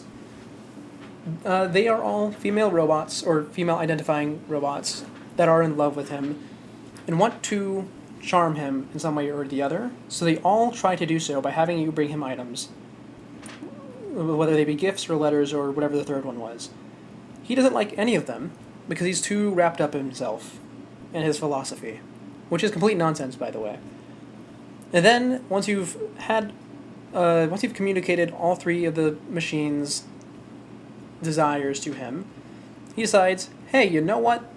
This is all stupid. I'm going to leave and go on a journey of self-discovery. And so he does. Now this works out rather well for him, I suppose, because that's what he wants, and he gets it. But also, you might have noticed in the cutscene with Simone just now when we killed her, he, or at least a robot with a top hat, was actually with her. This is in fact him, as confirmed in other materials. And it turns out that Simone was among the first to fall for him. And she became obsessed with the human concept of beauty, going through literal life or death situations to improve herself and bring gifts to him. He didn't care about any of them. So she went insane, and she started eating robots and androids and scrapping them for parts to make herself more and more beautiful. And then we showed up and killed her. Very sad, very sad. Some of that was talked about in Route B, but most of that is from other material from what I remember. Now let's see if we can find our way out of the village. It's been a while. It's not down here, this is a dead end.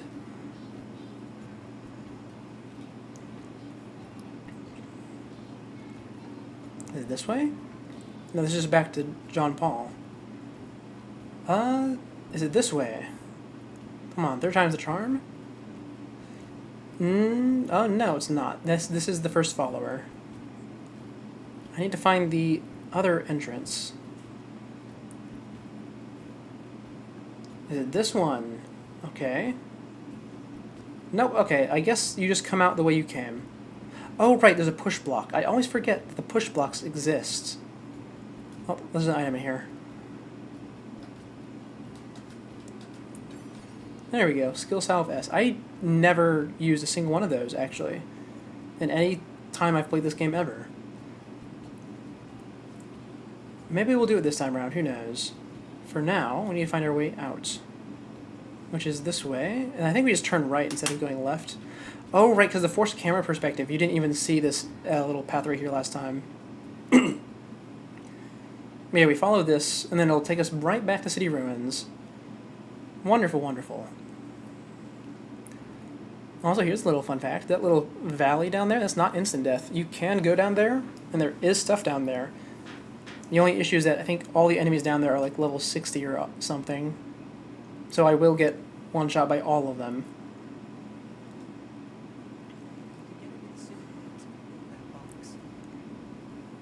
Yes, yes, the conspicuously shaped and placed box. Oh, I'm glad they don't use those too often. They are sort of out of place. Oh, what's wrong, 6-0?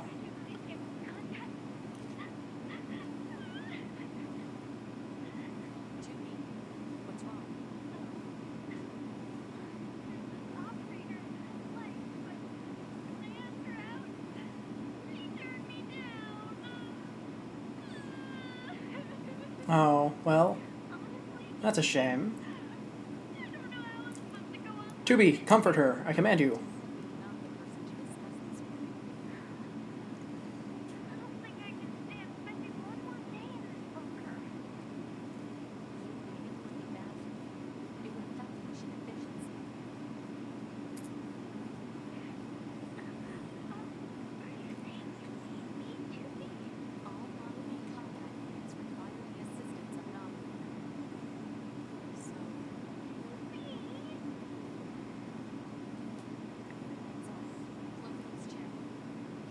Oh, and there it is. One of the little adorable interactions between Operator 9-0 and 2B.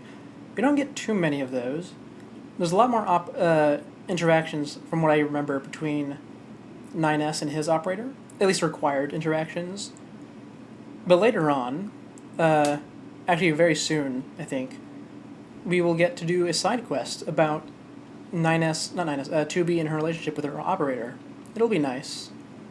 And I think we get a good reward for it, too.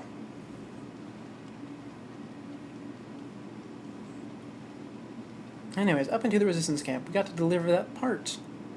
And then I think we go right back to the forest, from what I remember. Actually, I think we check out the mall first.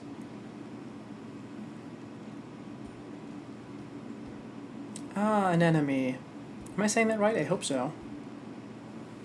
Say, an enemy? I've got a package for you from a machine called Pascal.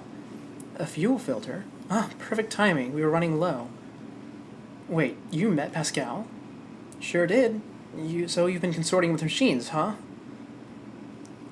Just the ones in the village. They're totally harmless, and they also have the means to construct intricate devices that we can't.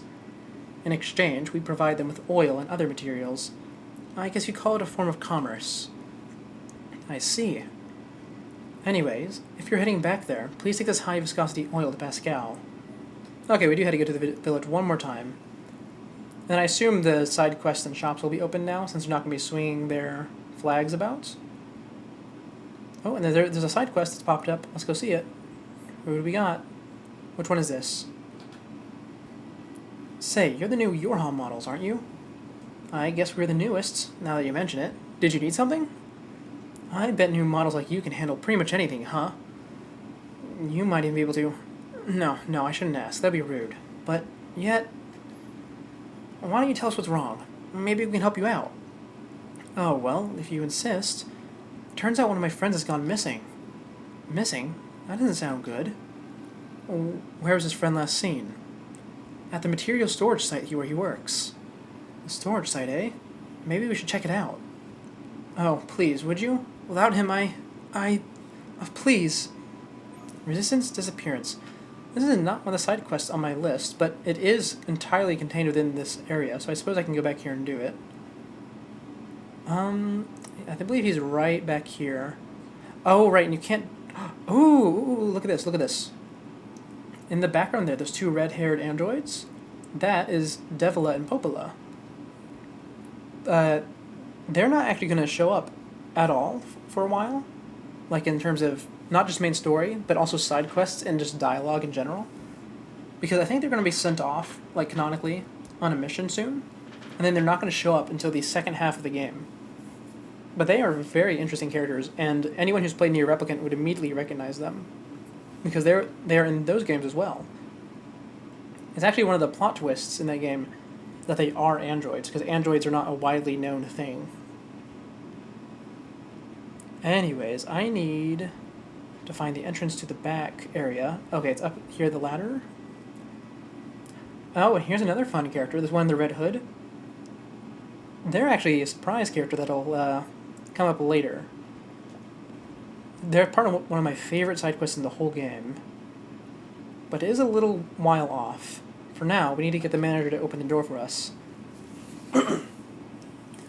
Why can't I stop thinking about it? Stop thinking about what? What? Who are you? We're with Yorha. An enemy told us to make ourselves at home. Oh, right. So, what can you stop thinking about? Oh, it's just one of my friends has a box that makes music when you open it, and I just can't get the damn song out of my head. It's just so beautiful. I've never heard anything like it. And to make it worse, I can only remember the first part of the song. It's driving me nuts. I wish she'd just come back to the camp so I could hear the damn thing again. Let's go look for it. Yeah, if we don't help her, she'll never get any work done. A box that plays sound? Odd. Analysis. The item in question is likely a music box. It should be located in an area where music is played.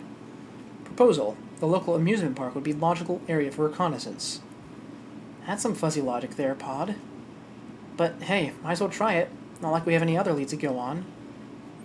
Anyway, I do think I need to do this request because it opens up the whole back area. Even though that one quest I have in the back area isn't something I planned on doing, I do want access to that back room for later. Let's go up there and grab that item I missed. Also, the music box, if once we get it, we actually unlock the music box in the jukebox over in the main area. I haven't interacted with it much because I don't plan on just standing around and talking right now. But we most certainly will be spending a lot of time over here later. Oh, did I just automatically rest? No. Oh, there's a Yorha soldier here. I didn't even notice. I saw that she had red hair, but I didn't know what was up with her. I just didn't notice her outfit because I thought all the Model Bs wore skirts. She must be like a Model G or something. That's kind of weird, though. I completely forgot that there were actually other Yorha androids that came to the resistance camp. Anyways, we can just run straight back over to the village now, because there's not going to be any combat on the way. What do you think? She just started transmitting to us directly. Now do you believe we're not a threat? Your mouth can say anything it wants, but you still don't have a heart. I suppose that technically I And he doesn't have a heart or a mouth, 9S. visit our village whenever you like. So that was an odd choice of words. Anyways, I do want to open up at least the next area, because the final area we need to open up is kind of the cutoff point for the game. Or at least it is a cutoff point for a lot of side quests. So we want to open up the next area, hopefully run through it once, and then maybe we'll do some side quests. I'd like to do both of those today. That's why I put it in the title. Oh, is that a boar? Oh, look at that, it's a big boar. I forgot these things were even in the game. First time around I played the game, anytime I needed to kill an animal, I just went right next to the resistance camp and killed a moose. Yeah, the boars are here, and I think the dialogue you get when you first encounter one of the boars when you're landing is actually a reference to your replicant, because the boar in that game is your fast travel method. You don't actually fast travel like the traditional method, you literally just travel fast while you're riding on it. Anyways, back through the loading zone concealment area. And up our ramp. Hello, village. The shop is now open. I'd like to see what you have. There's two shops, actually. One of them's a weapon shop, I know. Let's see, what do you have here? The machine sword, the machine axe, and the machine spear. None of these are especially good, but I do recall them having interesting weapon stories, so I suppose we can do that later. I should probably upgrade my default sword, because this is one of the best weapons in the game, and I have the materials for it. Also, it unlocks its weapon ability, or at least the first one. That's actually a notable thing in this game, is that all weapons have passive abilities, but they only unlock them once you've upgraded them. So, unupgraded weapons are functionally the same. They just have different stats. Anyway, what do you sell? Ah, you sell the items. Okay, wonderful. Do you have any chips that I don't have but need? I can't use the... Oh! Oh, I just realized the reason the auto item usage didn't work is because the auto chips only work on easy mode, and I mistook auto weapon switch for auto healing, which is one that you can use on other modes. Oh, that was my bad. In that case, I should probably unequip that right now since it's doing literally nothing. What's the auto heal one called? I don't remember. It's called something else. Set type A, customize all chips. And let's see, where's auto at? The auto use item. Get rid of that. It does nothing for me. I suppose we can equip something new now. Oh, weapon attack +3 and it's diamond. Let's use that and hopefully not lose it. That'll be really nice. What's the exact number on that, actually, in terms of how much boost it gives? 10%. That's a huge number. Okay. Let's see. Pascal has their main quest up there. Let's see if anyone down here has anything to do for me. I think there's a few. Oh, is this the lost couple? Ah. Oh, no. Sorry, something wrong? Mercy, please, just let us go. I think there might be some kind of misunderstanding here. You mean you aren't here to arrest us? No. Wait, why do you think I'd arrest you? We deserted the resistance. You what? We just want to find a place where the two of us can live our lives in peace. Is that so wrong? Please, don't tell anyone that we're here, please. We're not with the resistance. We're Yorha. We don't have any obligation to report you to your superiors. Thank goodness. Still, if you guys stay here, they're going to find you eventually. We don't have a choice. My locomotion functions have been damaged, and we don't have the necessary materials to perform repairs. Oh, I think that was the boy saying that. I don't suppose you could bring us the materials we need. Huh? Who? Us? We can't get them ourselves. If we leave this place, we'll be found out for certain. I know it's a lot to ask, but we promise to reward you. Please? Now this is a side quest I want to do. Thank you. We just need an elaborate gadget to conduct the repairs. I saw one near the abandoned factory. Thank you again. We know you can do this. Ah, the Wandering Couple. That's one of the better side quests in the game. Excuse me, do you have a moment? This one. This one. Oh, I don't want to do this one, but it has a good reward. Okay, so I'm gonna think out loud. This is an escort quest. The big sister machine is looking for her missing little sister machine, who is standing out in the city ruins, I think. And you have to walk her all the way back, defending her along the way. Well, you don't have to walk her all the way back. You have to walk her back to the push block. Oh, and it's pretty horrible. But the reward is so cute. You get the blue and pink ribbons that you can make 9S and 2B wear. Oh, you know, I'll come back for that one later. We'll do that whenever I'm feeling up to it. Oh, actually, no, with that being said, there are cosmetics I have in my inventory that I started with. Let me see what I have. Do I have any fun things to wear? I can change my pod to Grimoire Vice. You can put the machine head on. Oh, that's all I have. Okay. I'm surprised. Okay.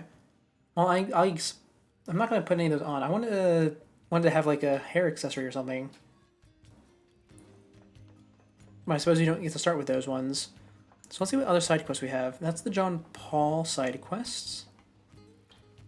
And then up here, if we do the loop around, no side quests in here? No, oh, that's below me actually.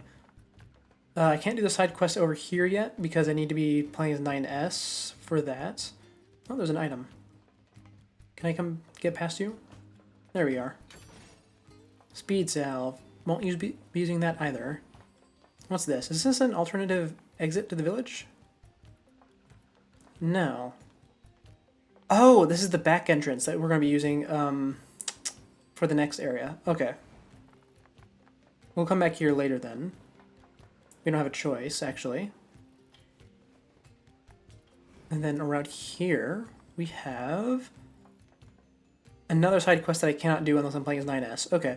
I guess it makes sense that you can't do a lot of the machine side quests unless you're playing as him, because you need to do hacking for a lot of them. And 2B cannot really do that.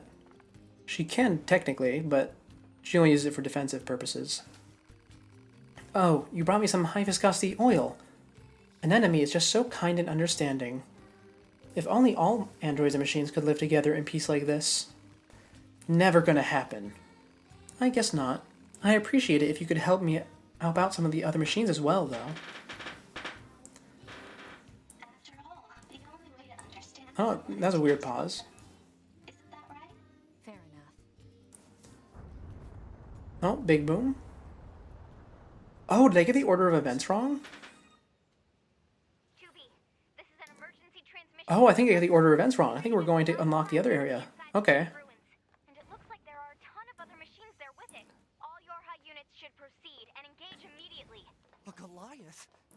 was a trap. I knew it. No, not a trap, not a trap. I promise you, we were not aware of this information. I realize the odds of you believing me are strikingly low, but I hope you will nonetheless. We'll sort it out later. Let's go. All right, all right. I thought I was going to go to the forest castle next. But I suppose it's time for us to go do the city battle. This will be fun. I was not expecting to do this quite yet.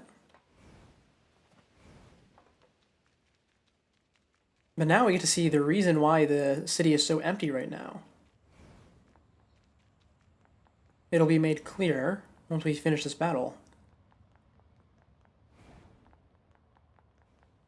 Ooh, also I think this is the trigger for most of the side quests being active, not the other quests. Deploying new flight units for us. They just set the coordinates, so let's get going. On it. New flight units, let's go. Oh, I think I had to run all the way across the city to do this, though.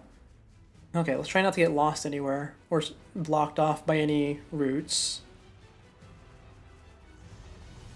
Oh, yep, there it is. I can see him up there.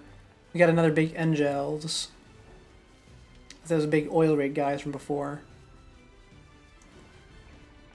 Oh, and I remember now. It's coming back to me. He's gonna start shooting missiles. That's gonna have like Final Fantasy style danger boxes on the floor for me to dodge. We probably shouldn't get near that guy's feet. Yeah, probably. Well, let's find another route. Oh, well, I came this way because I thought this would be a shortcut, but I suppose not.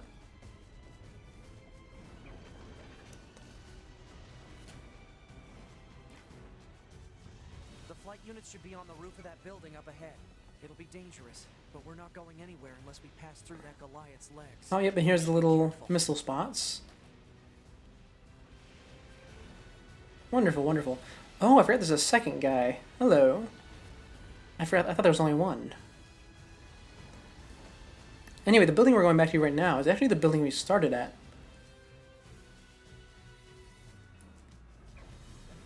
And we don't actually come back here too often in game. I think... Oh, actually, you know what? Now I realize it. There actually are quite a few things. They're just sort of hidden. There's a side quest where you're trying to hunt down a deserter. My favorite side quest in the game shows up in the second playthrough here.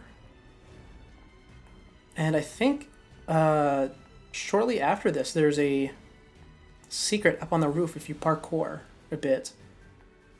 And I think it gives you like a cosmetic or something if you do it. It also has a bit of a lore stuff going for it. So we'll try and check that out once we're done here. Damn it. Anyway, hello, Angels. 2B! Displaying data on central wiring hub. Oh, I can't move. I have to fight him right now. Okay.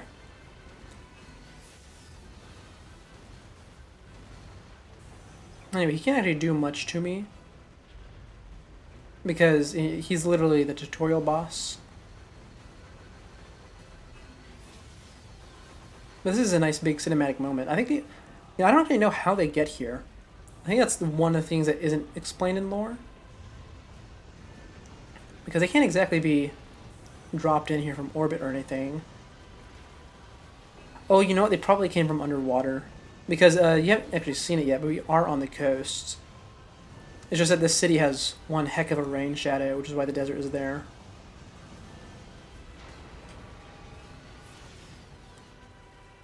Anyway, Angels, go down already. I need to get my flight unit so I can completely melt your health bar.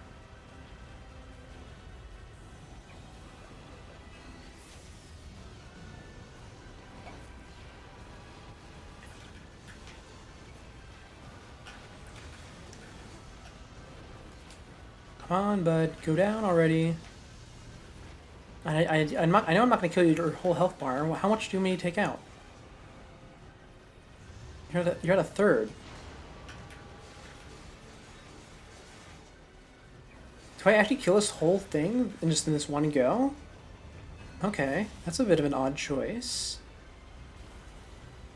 There's no way, right? It's gonna live on 1 HP.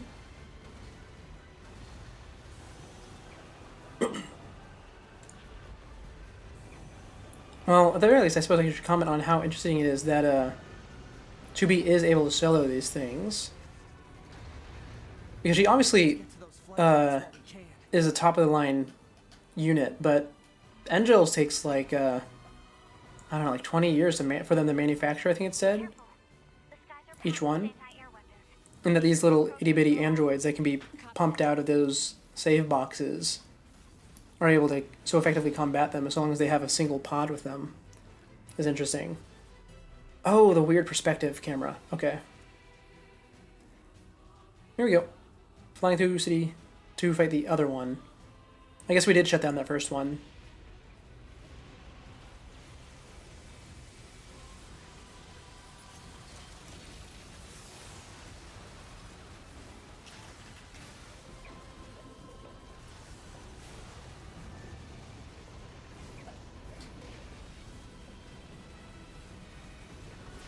Anyway, this guy should go much faster. As long as I can remember what buttons I use to fight while flying. There it is. There's the button I was looking for. I find it interesting that my shockwave gets applied to my attack whenever flying as well.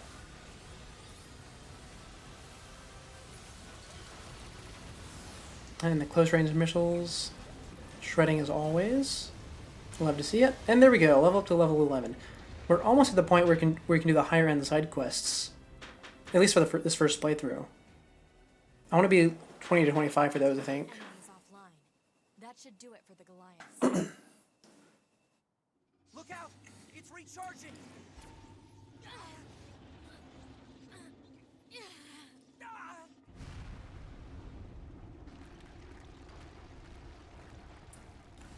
And there it goes.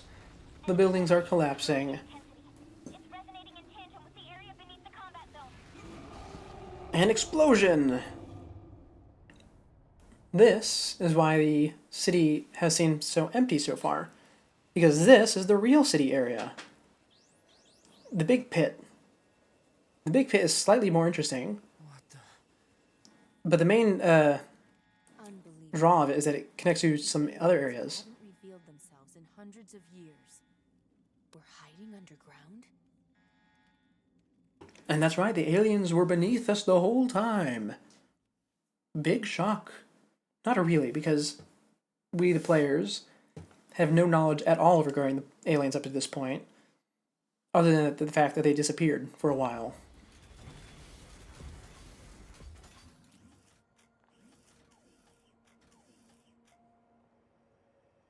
Anyway, it's time to go find where those aliens are. Yorha, this is your commander. Oh, the side quests are open. Time in centuries. We've intercepted a signal belonging to the aliens. These are the creatures that are in direct command of the machine life forms on this planet. If we can destroy them, we can end this long and arduous war once and for all. Our intel team is hard at work attempting to analyze the source of the signal, but we're not there yet. We need more data. All Yorha units are hereby ordered to prioritize data collection above all else. We can't let this chance slip through our fingers.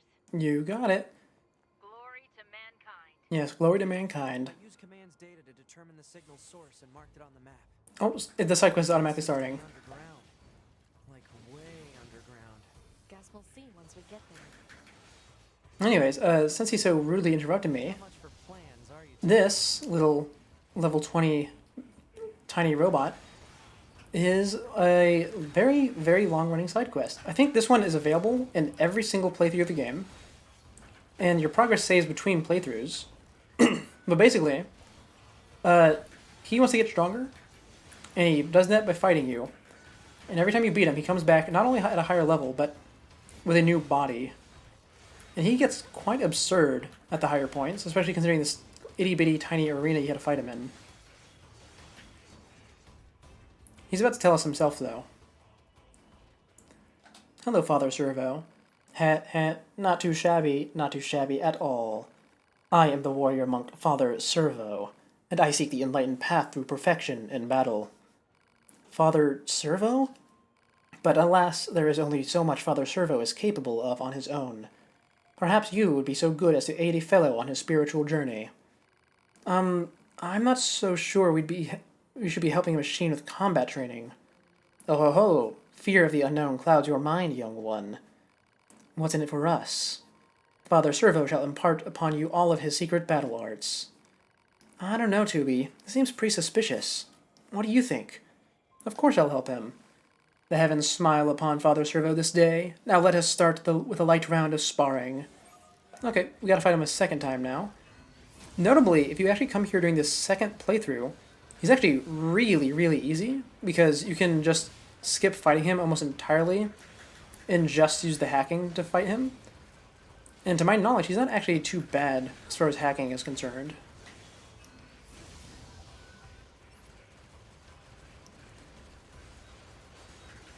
Oh, but you know what? I do remember. There is actually a fetch quest that's a part of this. In order to upgrade him, you need to go get the materials for him.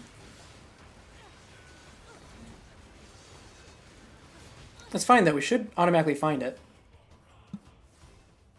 Not automatically, like, naturally, I mean. Enough, Father Servo yields. I don't think this guy's quite as tough as he lets on. Well, it was a nice workout, at least. Nice? Yes, well, good for you. Now then, as payment for this lesson, you must bring Father Servo a warped wire. What? Hey, listen, you didn't say anything about... We sparred, yes. You learned many things, yes. And surely an annulment is to be expected. This guy is shameless. You should be able to retrieve a warped wire from the dinosaur-like machines roaming about nearby. Bring it here before our next bout, if you would be so kind. Oh, I actually have one on not automatic. I keep trying to say automatically. I already have one. I'm not going to do that yet. Do the dinosaurs... Oh, they don't spawn, do they? Because I already have the thing. Actually, let's run over here and see if I can see one. Because they usually spawn down here on this road. Oh, look at that. They do spawn. Oh my god, one of them's at a super high level. Anyway, these are the dinosaur-like machines he's talking about. They don't show up too much in the game. But they're really interesting. Also, I'm pretty sure this black and red one is super rare. I remember it being one of the ones that I had to go looking for to completely, like, the machine compendium. So I'm going to fight it, even though it's probably going to kick my butt. So that I can save myself the trouble later. Oh, it's only level 15. It should be fine. Report. Mail notification received from access point. Yep, we got mail. You know, we've already gotten a few mails. Okay, you know, that was a lot lower level than I thought it was going to be. Since it was black and red, I expected it to be like level 60 or something. Oh well, the regular one is higher level. I guess it's because it's spawning as part of a quest instead of just being randomly spawned. That's interesting.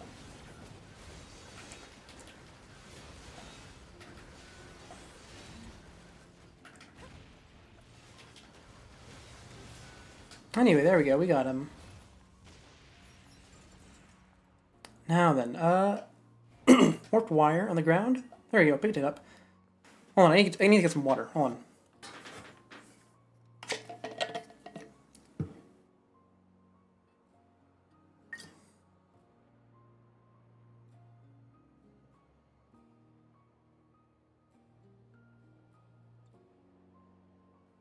Okay, I'm good.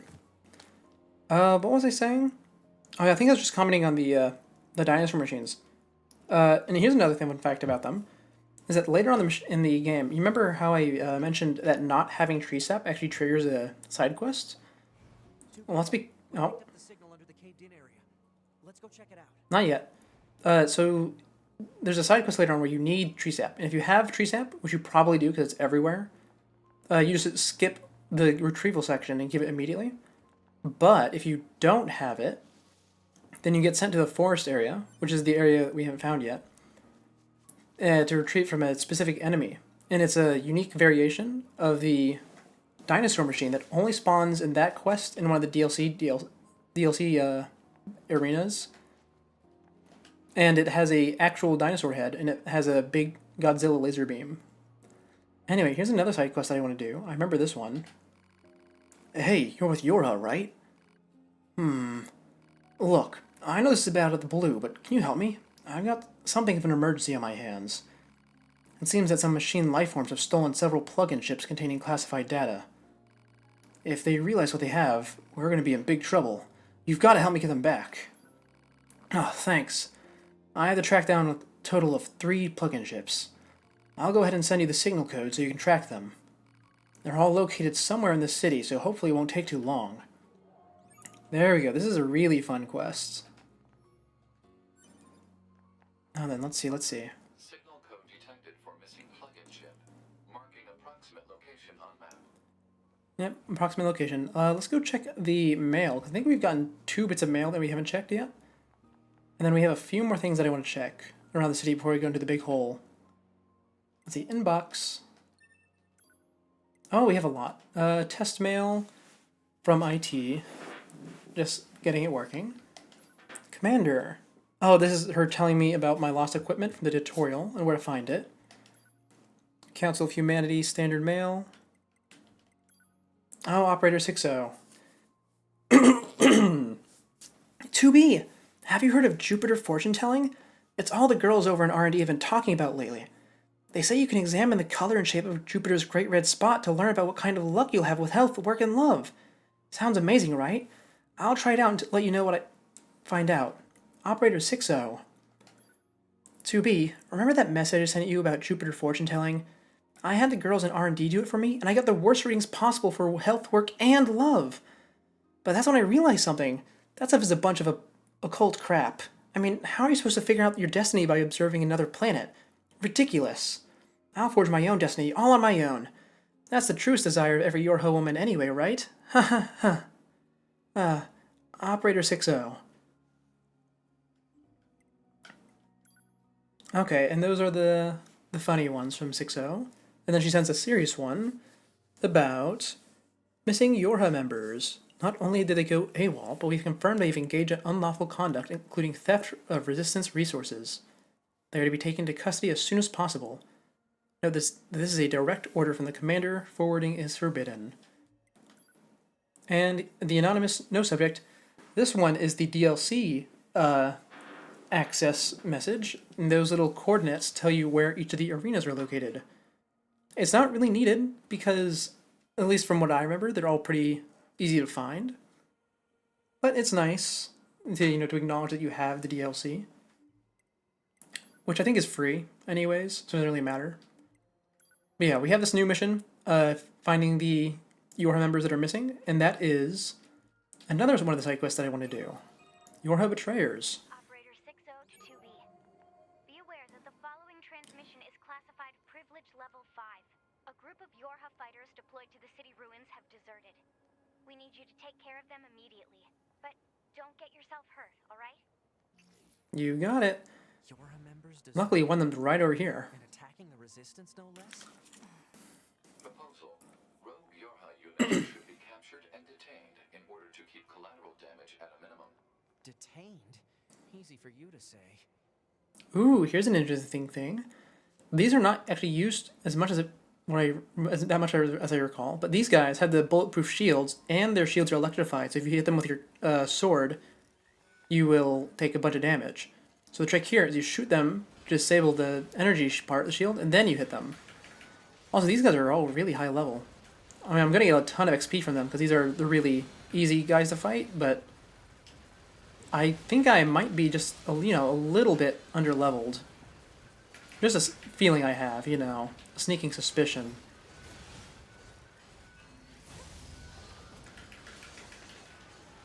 Oh, my camera got stuck in the wall there.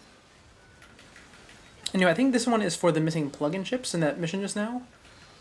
And then on the top of this building is the Yorha Betrayers part of the mission.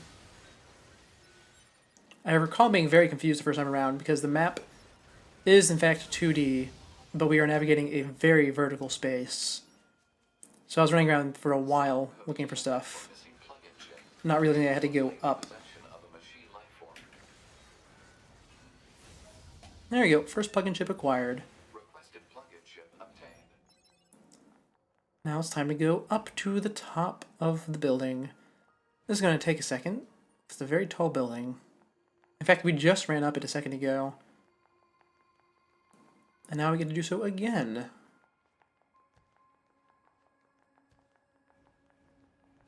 Oh, but I really do love these side quests. They're fantastic. Now then, Yorha Betrayers are not just on top of the building, but they're all the way back where we started, when we landed into the city for the first time, I believe. Right down here. Oh, was I wrong? I know they're around here somewhere. They're not in here, are they? No. Oh, you know what? Maybe they are... That's not a jump I can make, right? You know, I might actually be able to make that one, but I don't think that's it. I don't think they would make me do that. This is pretty early in the game to be trying to do long, complicated jumps like that. Let's see, what other roofs around here could we check? Because I know they were on a roof. I thought it was this one. Are they really not going to jump down and ambush me for being here? Okay. Let's try a new area then. Over here, perhaps. Oh, wait, actually, you know what? They might not be spawning right now because I had the plug-in chip quest active. So that might have taken up the spot. Okay, we'll come back later then. There are other things I want to inspect right now as well. Oh, I forgot that I take fall damage.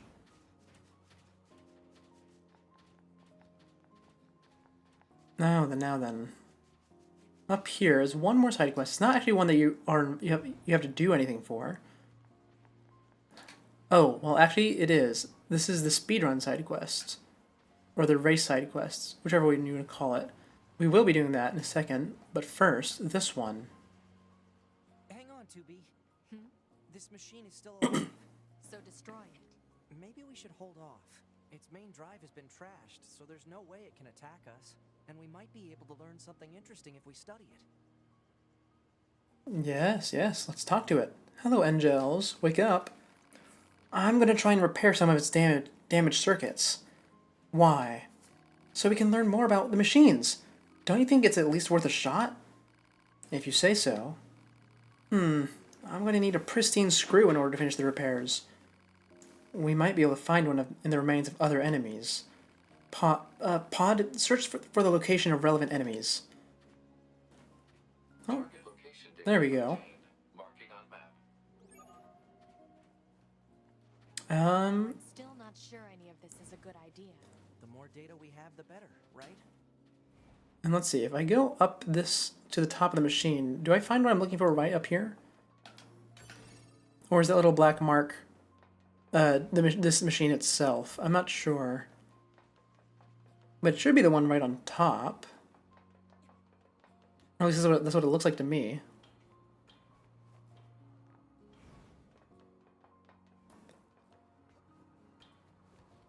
Okay, I suppose that's not it. How strange. Anyway, let's go do our first little speedrun, or race.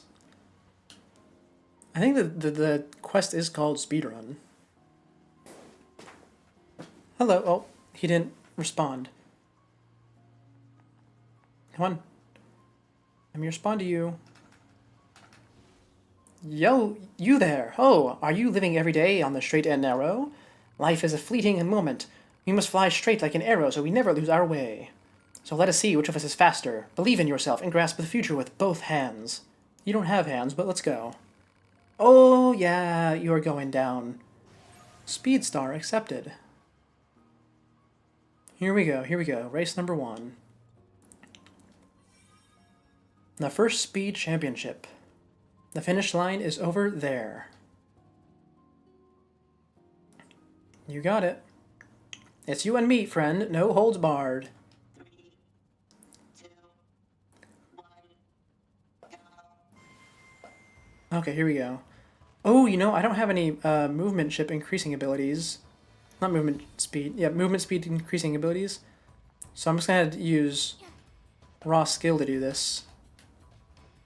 It's been a while, though, since I've tried to do any quick movement in this game. So he might actually get me. This little cheater can fly. Oh, okay, he just barely got me. We can try that again. Yes, one more time.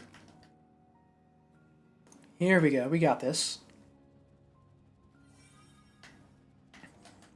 And we're only going to do the first one right now.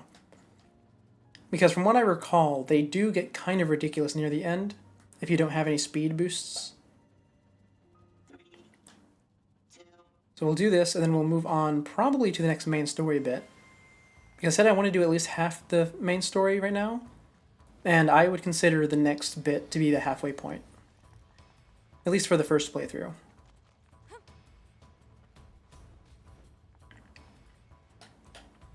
Oh no. Oh, I failed the wall cling again.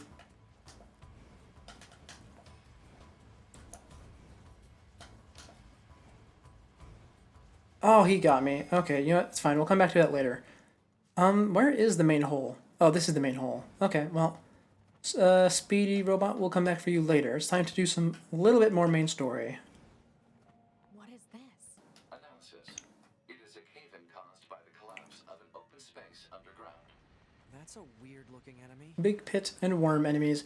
We do need to kill at least one of the worm enemies for the compendium. I'm not going to complete the whole thing. But in case I do this side quest for it later, I would like to have these more rare enemy types marked down.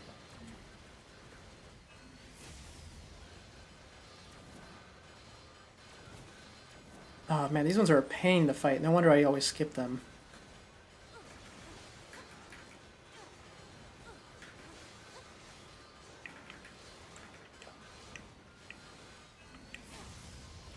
There we go. And we got level 12. That's exactly what we needed. Okay, down the hole. I think there was one more rare enemy type down here. I think that one has a chance to spawn, though. There must have been a hollow down there this whole time. Now then, is the save point down here yet? Nope. I think it's a side quest later to have someone carry a save point down here. And there's plenty of locked chests everywhere still. Oh, I forgot I had a flashlight.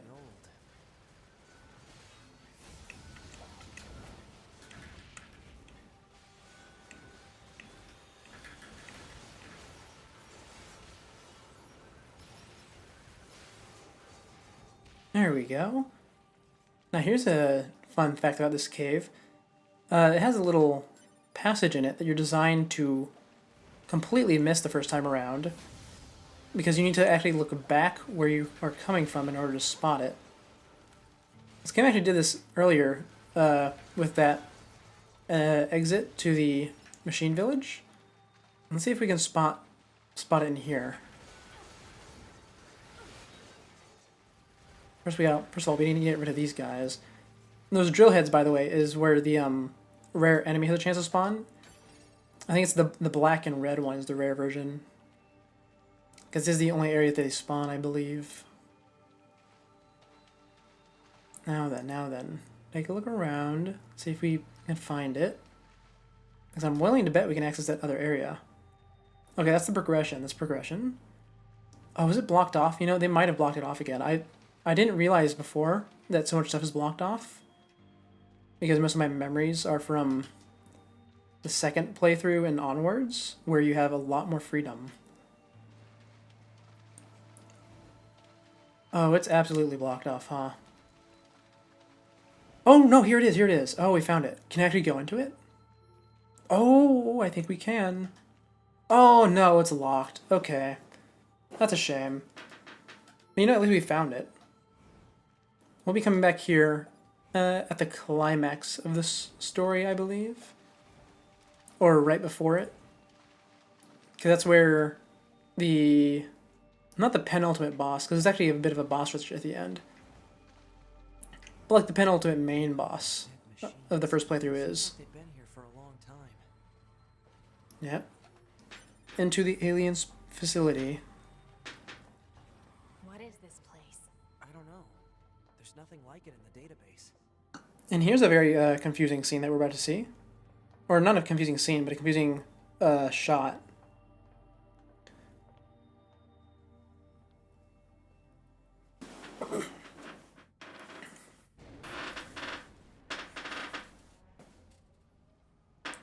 Oh, there's the dead aliens. Are they dead? They are. Look. Oh, and there's the spaceships. Now, those actually look like spaceships. Destroyed alien Really. They're really hard to tell what they are. This is the confusing bit. especially because they canonically are supposed to be flying saucers. Anyway, here's those guys from earlier. Remember the naked guys? They're back. They have clothes now, and they cut their hair.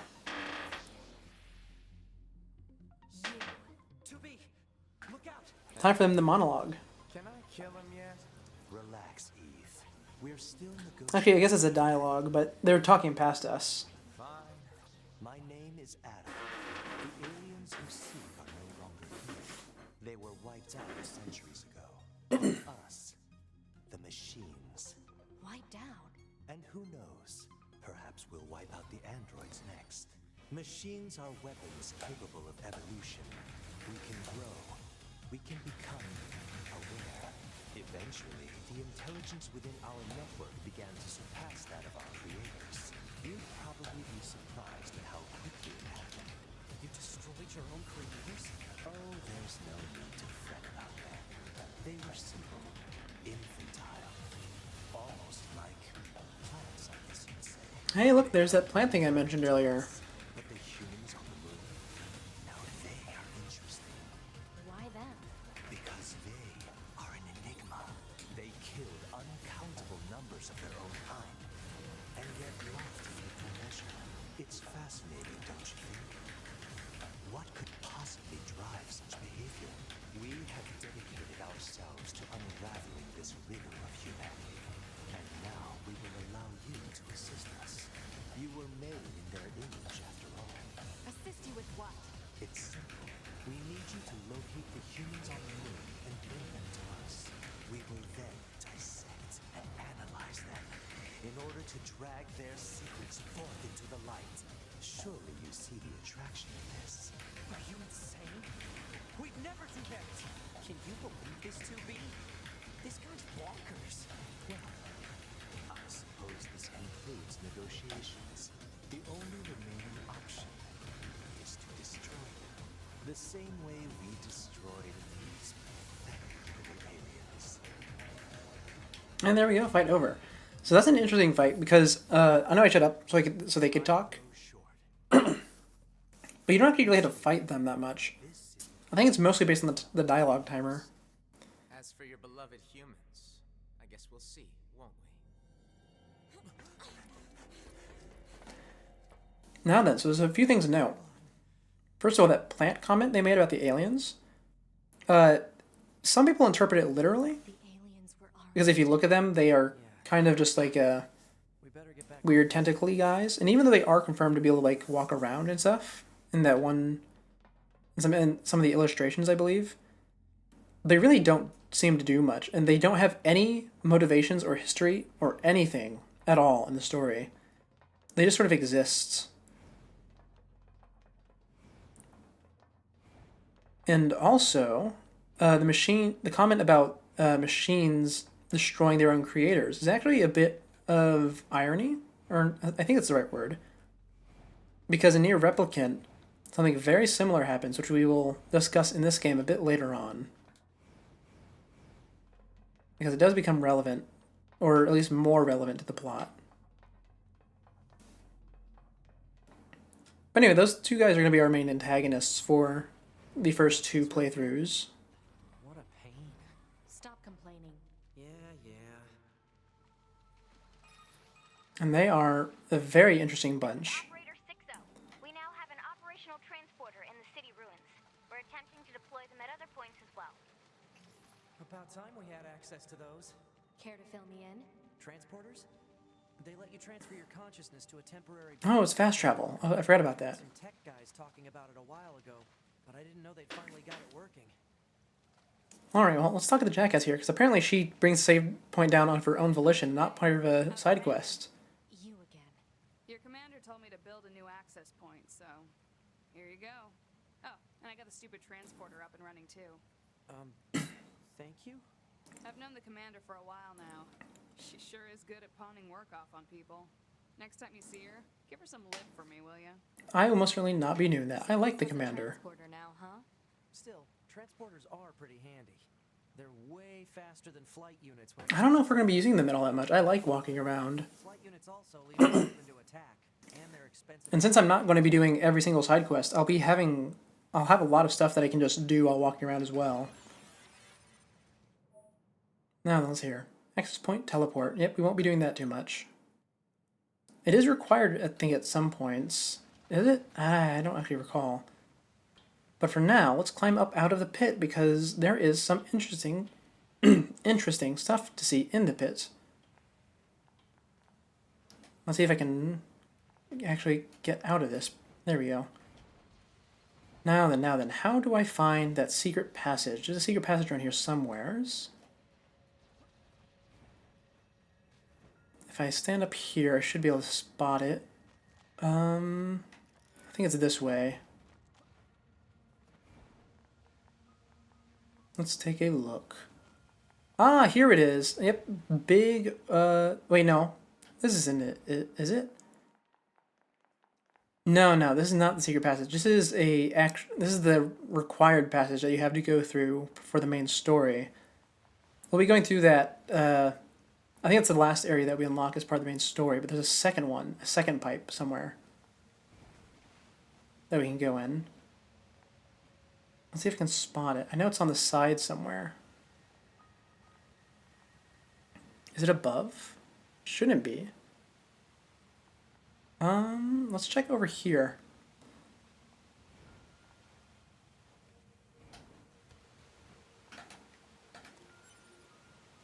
Oh, that's it. That's it right there. Okay, I need to get above then. Back up to the very top and then drop down. It's a completely optional side area, but it's a... Ooh, actually, you know what? We're not going to do it yet because I just realized that a part of it is going to be blocked off. That side character I mentioned earlier that we haven't met and is the reason why that secret area in the desert is buried is actually also the reason why that secret path is going to be blocked off. So we could go through that whole area and there will be no reward, so we won't do it quite yet. Instead, let's check our list of side quests, see what we have. Let's see. Intel. No, that's not it. Quests. Here we are. John Paul. Machine examination. And we can go back to Father Servo if we wanted to. That one needs us to go to the amusement park. The race again. What is this? Oh, you know what? We can do that. Abandoned factory, because this should be pretty near the entrance. I don't think they're going to make me run through the entire interior. Oh, we can go check on the Yorha betrayers again. Okay, we'll do that. Because that's over by the abandoned factory as well. It's officially side quest time. We probably won't be doing too much more of the main story today. Because we've gotten to the point where I wanted to get to. So now it's just time to run around and do whatever I feel like, really. First things first, we gotta go check on those Yorha betrayers. Hopefully they're spawned in now that the other side quest is not potentially overriding them. Which means walking up this building for, I think, the 4th time this stream.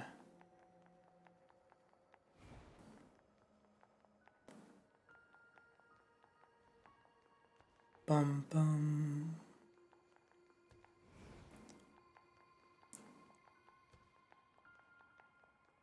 Almost there.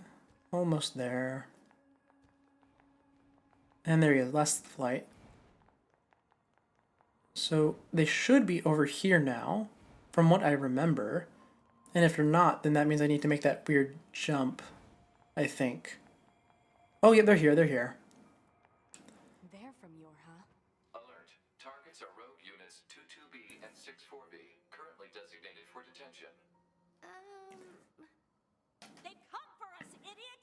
Prepare to engage and inform the captain! Ooh, and look at that, they're using the new weapons. Like, not new weapons, but like the, like in lore, those are the newest weapons that Yorha uses. Got it! You're both currently wanted by command for desertion. Disengage. Ooh, and they're a bit higher level than I am.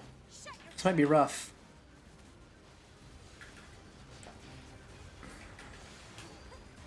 Oh, but if I can just do finishing blows on them like that, that might help a lot. Well, it would if they would actually connect. Oh, but these guys don't deal a lot of damage at all.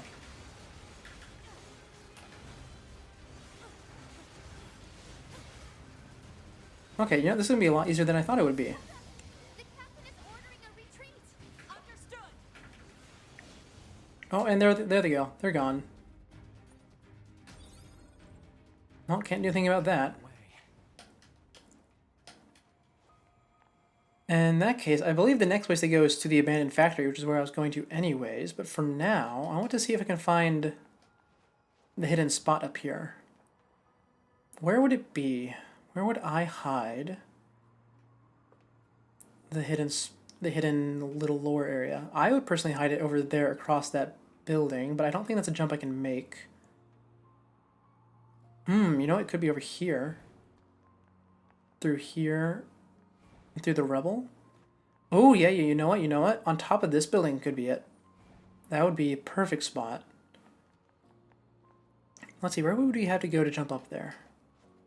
First things first, I need to find a bit of rubble. Oh, the elevator. Ooh, the elevator has a ladder in it. There we go. That's probably it.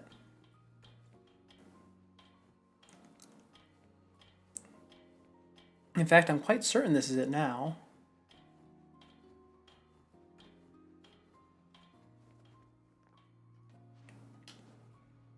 Oh no, it's blocked off.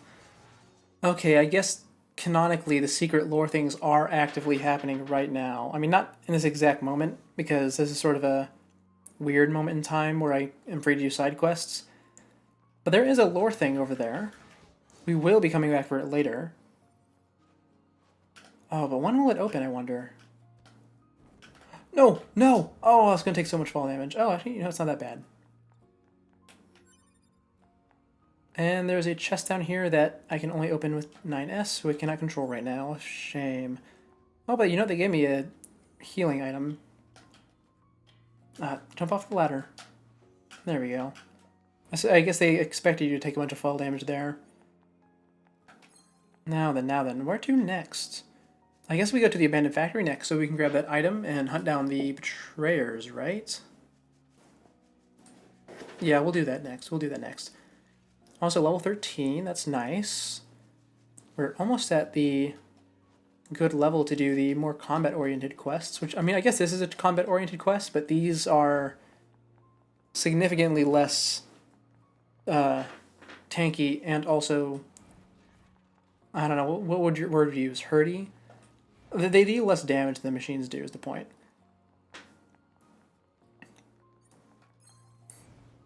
So if we go down here, they should immediately actually, I think they're underneath the bridge, so they're not going to ambush me. I think I need to get the jump on them. Alert. Targets are rogue units 22B and 64B, currently designated for detention. Oh, Damn it! I'll kill you! where are they? The pod alerted me to them. Can I just not jump down there? Okay, I just can't jump down there. I had to walk over here. Okay, got it.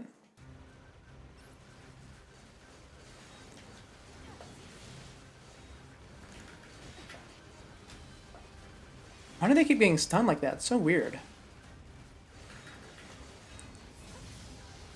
Is it because of the constant pod fire?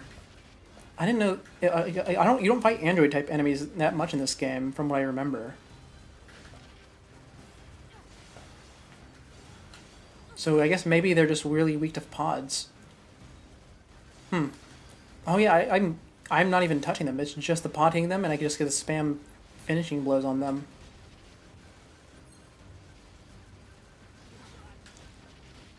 Anyway, this should be one of them down now. How could you? Yep, now it's time for you to go down. And you should be a lot easier since you cannot interrupt me once I get you stunned. So it's just going to be finishing blow after finishing blow. A mechanic that you don't actually get to use that much in this game, since enemies aren't prone to letting you just sit there and hurt their comrades, since you aren't invincible during those animations.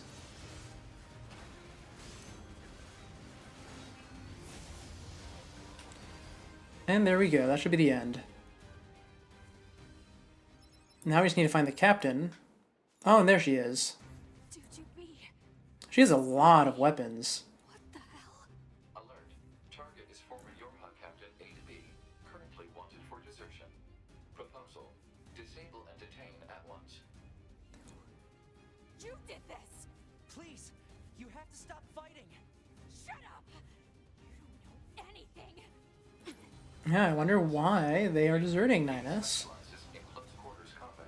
Proposal: destroy enemy with long-range attacks. Yeah, I can see that. She has 6 swords on her waist, and I think, what is that, a long sword, a short sword, and a gauntlet behind her? And she's level 20, which is the level I'm currently aiming for. So this is going to be a lot of me running in circles, just shooting for a little bit.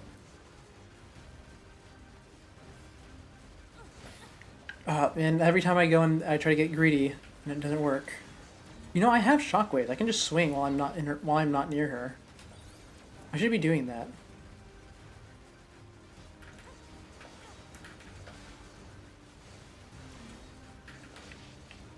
I suppose it is a bit easier said than done because her attack range is just as long as mine is. And my attack range is very long. Oh, she's a spear too. I didn't even notice that.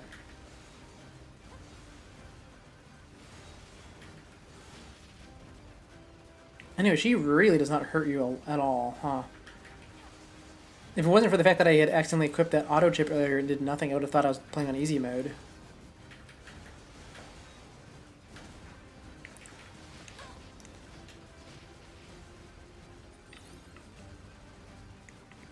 Also, that's an interesting thing. Every time I open up my healing menu, I get to see my other items. And at the top of the list is the Vault-Proof Salve, which is another one of the many items that I never used at all. I think the only thing it does is protect you against electrical attacks, but there are astonishingly few of those in this game.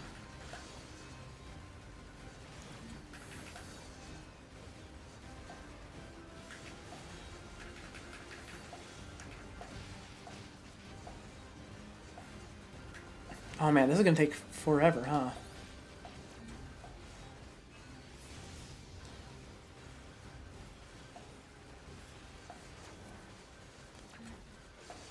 Did the battle music just stop playing? Is how long it's taking? Oh wow, I didn't... Can't say I expected that, eh? Well, we have probably 5 more minutes of just running around hitting her with the shockwaves and bullets over and over. So, I don't have much to talk about right now. I mean, I didn't actually do all that much today, because I finished what I was going to do quite a bit earlier than I expected. Oh, but you know, I have a lot of free time coming up. So I'm going to be working on some digital art stuff. I've been learning that recently. Started around March. Didn't actually really get into it, though, until just recently. Oh, the music's back.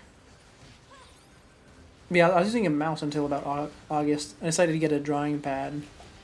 It's been quite nice. I haven't quite figured out shading, though. And there we go. 10,000 bits of scrap and 400 experience points. Oh, and the Type 40 Lance, our first spear. Black box signals confirmed offline. Mission complete. We killed them. Our fellow units. Why the hell did they steal from the Resistance in the first place? You think Anemone might know something, 2B? Let's find out. And there we go. And here's a little thing that you might not have noticed, is that 2B's little silent remark there, or rather her silent lack of remark, is actually a little bit of a hint about 2B's, or how to say it, it's a hint about stuff that 2B does not want to share. But without going into detail, this is not the first time she's had to kill other people, or other androids. Now then, there should be an item just sitting around here somewhere that we need for another quest. Oh, there it is. Oh, that's for the Wandering Couple. Wonderful, that's one of the quests I want to do. I love that quest. I've already said it before, but I really do love that quest. And now we can head back. Oh, wonderful. You know, we won't actually be coming back to the abandoned factory for quite a while. In fact, I don't think we come back to it at all during the first playthrough.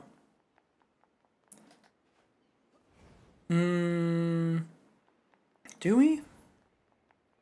Oh, no, no, no, we do. Oh, hold on. We got a bot.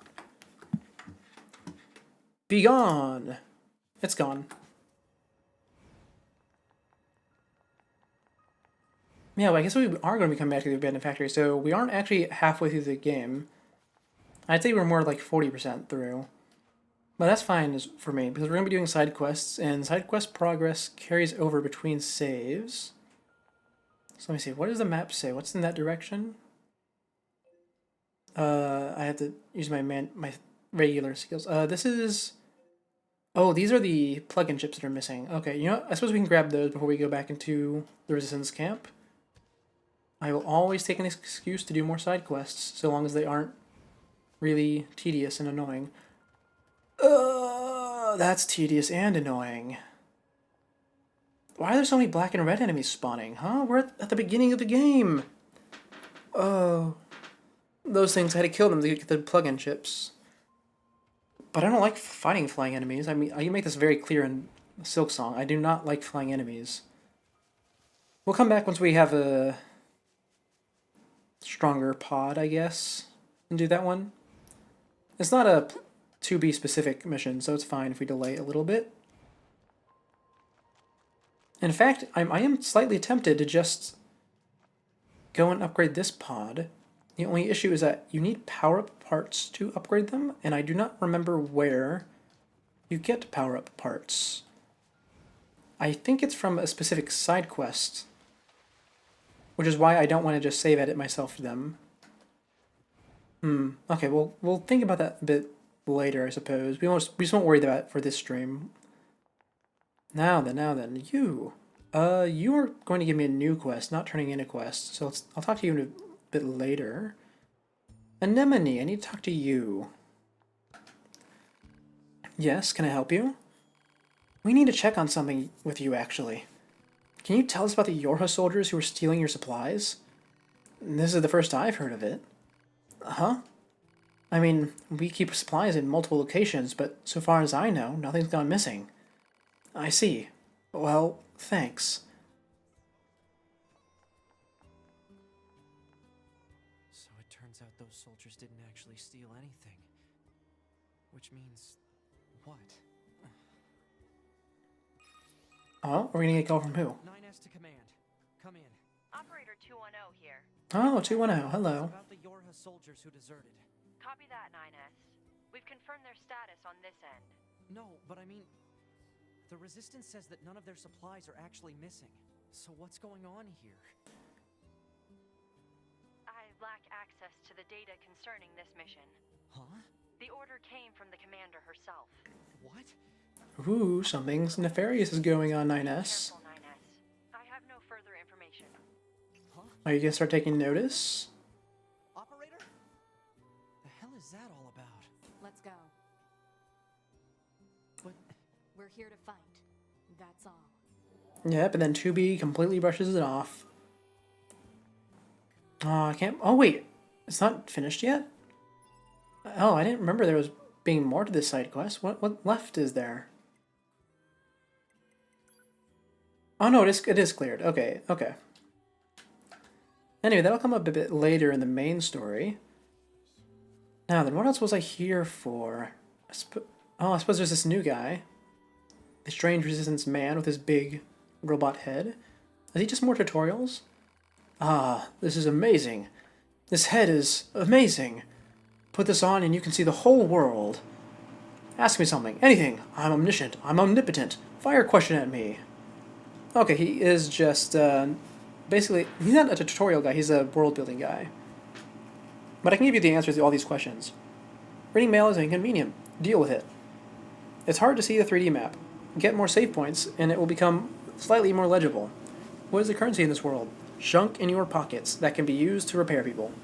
And what is a black box? A super top secret high-tech device inside of every Yorha android that records all their memories and stuff and also has a chance to blow up and is also, not a chance to blow up, but it can be used to blow up, and it is also their power source. How it has all that power from just purified water? That's a secret. We'll get to it later, though. No, then what side quest is this? Is this one that I want to do? Is something wrong? You're from Yorha, right? I don't suppose you'd... Oh, I'm getting pushed away. The thing is, I recently came out on the losing end of a scuffle with some machine life forms. The battle ended up corrupting a portion of my memory, which is a serious pain as I'm sure you can imagine. Take these photographs, for instance. I have no idea when they were taken or even what they are. I only know that they're important. Oh, look, I remember this quest. I recognize that you're busy, but if you have time to help me out, I appreciate it. Sure. I'll do this one. Oh man, at this rate I feel like I'm going to end up doing every side quest. This is exactly what I was trying to avoid by making the list. This was not on the list, I shouldn't be doing it, but I want to do it. It's so easy and convenient to do. And it's pretty. Anyways, the 3 photographs we got, let's take a look at them. Because we've already found one of those. Active quests. Photographs. So the middle one is, of course, the theme park. And you had to be standing on the bridge between the castle and the main area to access that spot, I believe. But of course you can't get the side quest until after you've opened up that gate. The left one is the oasis that I was trying to find earlier through the sandstorm. And the right one is the waterfall area in the forest, which we have not actually unlocked yet. That'll be something that we unlock rather soon, actually. I think as soon as we walk out of the resistance camp, we'll probably get it. And the wandering couple. We'll have to go to Pascal's village to deliver that. Okay. You know, we have that spear now. We can try that out, because we haven't upgraded our big sword. So let's make weapons at 2. This. And our spear. There we go. Type 40 Lance. Let's see how this works in our heavy weapon slot. That's the wrong button. There we go. So we still have our sword. And the lance moves less like a spear.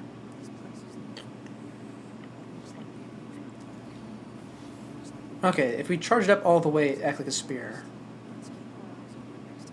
In that case, let's try swapping them, because I want to use the spear as the light weapon. And I remember it being a lot more fun that way. That's the wrong button. Weapons. Weapons, step 2. Swap them, please. And let's see what it's like now. Oh, see, that's a lot better.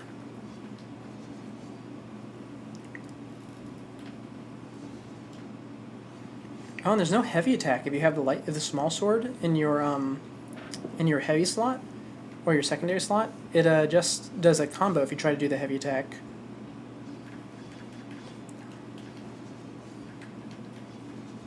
Okay. In that case, we'll run with this for a little bit.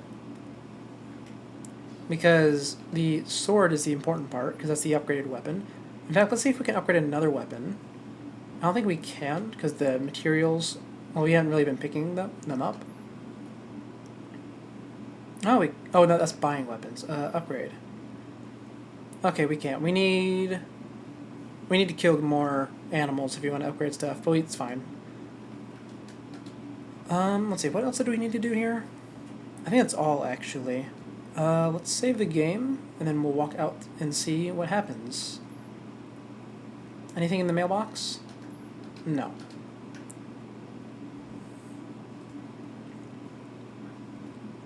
Bum, bum, bum. Alright, I walked outside. Are we gonna get a call, perhaps? No, we're not. Why are we not getting a call?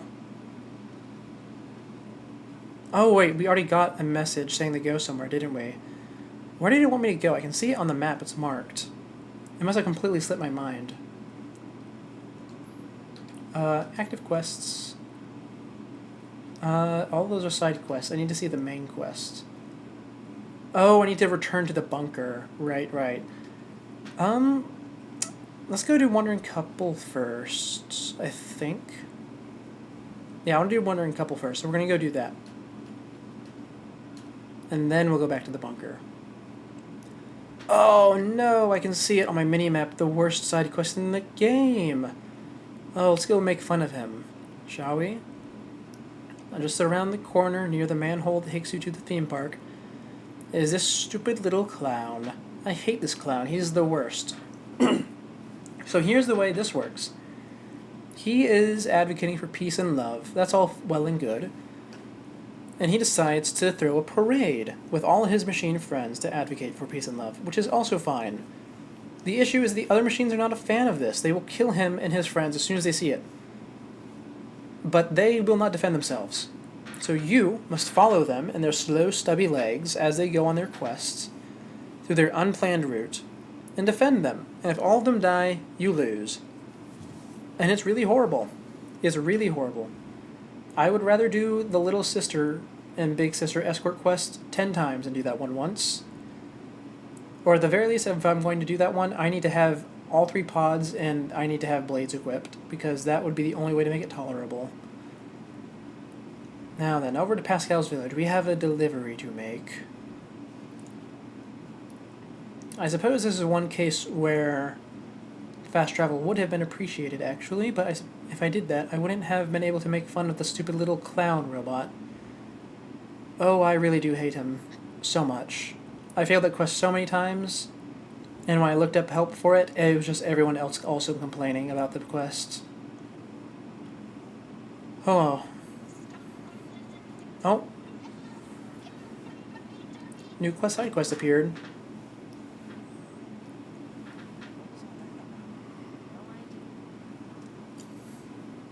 I wonder if the game wants me to do side quest. Let's see what she has to say. Excuse me, can I ask what just happened? Oh, this is so embarrassing, but if you must know, I was arguing with my child. You don't say. That boy just refuses to listen to me, and now he's gone and run off to who knows where.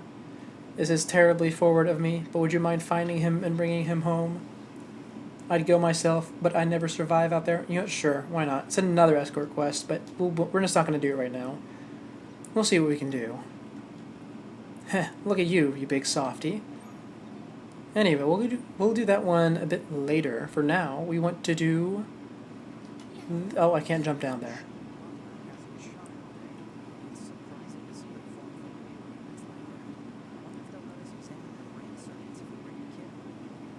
I don't think so. Yeah, what 9S said. Not 9S, what 2B said. Anyway, hello, wandering couple.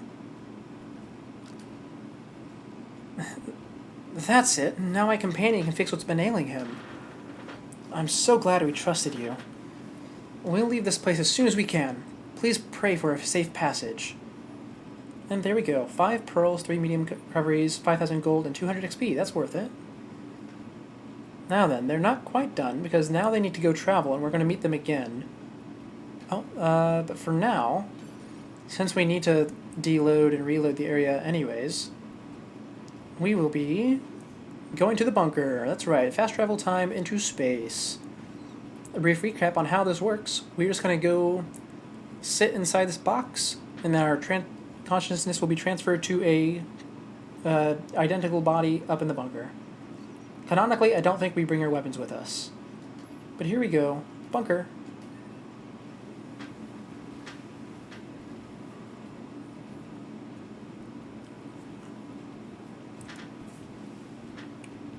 Also, here's a fun fact. If we self-destruct in the bunker, the game ends. We just lose.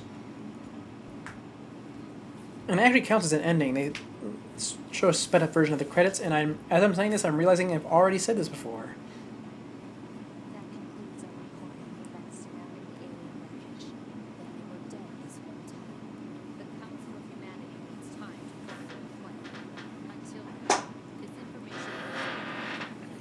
You got it.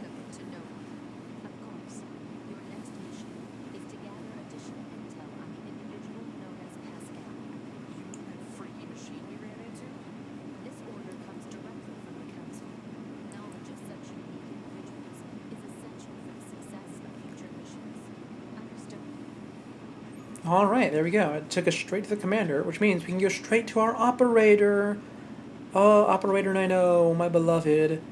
You have a side quest I'd love to do. Where are you right now? Oh, I just went right back down the lift. That's not what I wanted. Go back up, please. Now let's see. First of all, what's this item? Small recovery. Okay, now who is 9O? That's 210. That's 9S's operator. Operator, not of you guys. Oh, item box. Where is 9O at? It is called 9O, right? 60. Okay, that's who it is. Do you have your side quest available yet? Hey, welcome back. So, can you show me the new data you brought? Nope, she does not have it available yet. Oh, that's a shame. I really love her side quest chain. We'll do it later. You're sure is a slave driver, huh? Now we have to go back to the city ruins. I don't think there's anything else in the bunker for me to do at the moment. Is there? It's been a while. It says there's a side quest over here. What is it? Oh, is the person who gives me the side quest in the hangar? Or is this someone else? No, I feel like I would get it directly from 9O. Let's see. 2B? Is that you? Yes, but... thank goodness! My name is 16D. My instructor, 11B, was one of your squad mates in the assault on the abandoned factory. I don't suppose she was shot down during the battle. I see. What a shame. She was the closest thing I had to a mentor. She was so strong and admirable. What happened to her body? I don't know. I know it isn't my place to be asking you this, but, well, if you haven't run across anything of hers, would you mind bringing it back to me? It's not a priority or anything, just if you have the time. I'll keep an eye out. Thank you. Oh, I remember this quest. Pod, do we have any information about 11B's black box? Negative. 11B's black box is yet to be recovered. She was shot down near the abandoned factory, right? Alright. Next time we get to the factory, we can take a look out for that. Anyways, now it's time to go back to the surface. Let's go. And I think this main quest wants me to go right back to the machine village. So we might as well just do that, considering we were going to go there and check on the side quest anyways. So let's see. Pascal's Village. Wonderful. I forget that it's called Pascal's Village. I was just call it the Machine Village.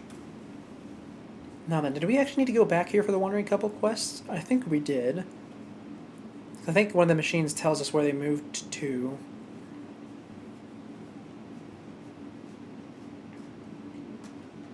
Here we are. Back in the village. Now before we talk to Pascal, we gotta go check on that Wandering Couple. Down the ladder. Are they here still? Nope, they've moved. I hope they find the happiness they seek. The androids that were here have left. I'd love to go beyond the sea too. Oh, okay. I guess that's just a hint on where they were going, right? Let me see. Does it actually say in my quests? Jump. Let's see. Bees Memento, Wandering Couple. Here it is. Where could they be? I think they're either at the amusement park entrance or they are at the one of the areas we haven't been to yet. I think it's the amusement park entrance though. So we'll go check there after we've talked to Pascal.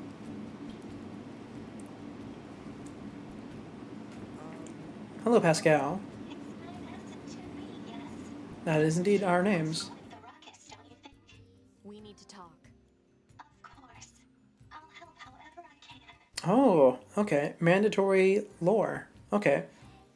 Why are you a pacifist, Pascal? Pascal, why did you choose not to fight? We have been alive for hundreds of years. We lost countless friends, time and time again. But losing friends isn't what scares me.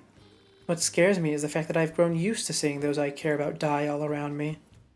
That's why I decided I've had enough. Yes, Tubi? About the aliens. Do you know anything about the aliens? The aliens? You mean the ones who created us? I'm sorry, there's not much I can tell you. We've been fighting for centuries without a single message from them. I guess you could say the fact that they never gave us orders anymore is also a reason we quit fighting. Yes, Tubi? Pascal, Yes, Tubi? Oh, this one's voiced. are there any other machines that are cut off from the network? I suppose that unpleasant songstress you so kindly defeated in the amusement park wasn't part of the network. Unpleasant, she was trying her best. Oh, and of course there's the Forest Kingdom, but Forest Kingdom? yes, it's a vast woodland area not far from here. There's a group of machines there attempting to build a nation of sorts. They're quite hostile to outsiders, however. We can't so much as go near the place. Where is it? Ah, Forest Kingdom time. I was wondering when that was going to happen. Should be able to reach it. I mean, I thought it was going to happen a lot earlier, but I forgot that the city battle happens beforehand. Be careful. Things have been rather rough there lately. This Forest Kingdom sounds like something we should check out. Anyway, the Forest Kingdom is very interesting. I love the story behind it, and we'll get to see it soon, I believe. Actually, I think it's like most things in this game. It's actually saved for a second playthrough. But it's fine. For now, we need to go to the amusement park, which is faster to go across here, I believe. And if the Wandering Couple's not there, then that means they've gone to the final area. And since that's not blocked off, we can just go over there and well, grab the save point at the very least. Also, there's one side quest up here. Here he is. Hello, scientist machine. Don't tell me. You heard tales of a genius inventor and came to see me straight away, yes? Quite. I'm sure of it. Yes, yes. After all, I am the genius whose very name makes the earth itself tremble. Coming to me for advice proves a keen mind and stout heart, yes. Why, if you invest but a little in my efforts, I shall provide you with the desires of your imagining. Well then, care to invest in my life's work? Sure. Half-whiffed inventor. Joy, elation, I not thought myself capable of such. And just between you and I know that if you provide enough of investment, I am able to provide certain dividends in return. Now then, what care you to invest? I'll invest 1,000 G. Very wise, very wise. A shrewd investor knows how to strike when the iron is hot, eh? I look forward to a fruitful working relationship in the future. Quite. 2 days later. Eureka! I've done it! Feast eyes and senses alike upon my new invention. 1 copper ore, 1 rusted clump, and 1 broken circuit. Alas, but sadly this staggering work of genius has exhausted my funding. Would you care to make a new investment in my efforts? Not now. Tch. Pardon, you accuse me of clicking my tongue in your general direction? Horrors! I would not, I would never! I, after all, am nothing without you. Is this not true? Anyways, this is a fun guy. We might come back to him later, but I think you need to donate around 80,000 in order to complete his quest. It's a very hefty sum, especially in the first playthrough, whenever you are lacking in everything. And I don't remember it being especially worth it. I think he successfully builds a rocket to the moon, though. Oh, no, to Mars, actually, if you do the investments all the way. So it is interesting to do it, to say the least. And that is the most important thing for a side quest to be, I suppose. Let's see, items around. Oh yeah, we found the music box. She was looking for? Man, this thing is all rusted over. Look, a corpse. You think the box belonged to her? Poor girl died a long time ago by the looks of it. Let's bring this back to her friend. Alright, there's the music box. And now we need to go find the couple. There's also some other side quests here in the amusement park that I like to do. But we can save them for later. Oh, actually, let's get the photo right now. Because this is the photo spot. How do I trigger it, though? Hold on. Here it is. This is one of the places in that Resistance member's photographs. Better record the coordinates. There we go, wonderful. Now then. Actually, you know what? There is one side quest. If I can find it here, I will do it, a part of it right now. I don't remember where the one who starts it is located, though. Oh, here's one of John Paul's followers. And then the last one is in the apartment complex of the desert. So quite out of the way.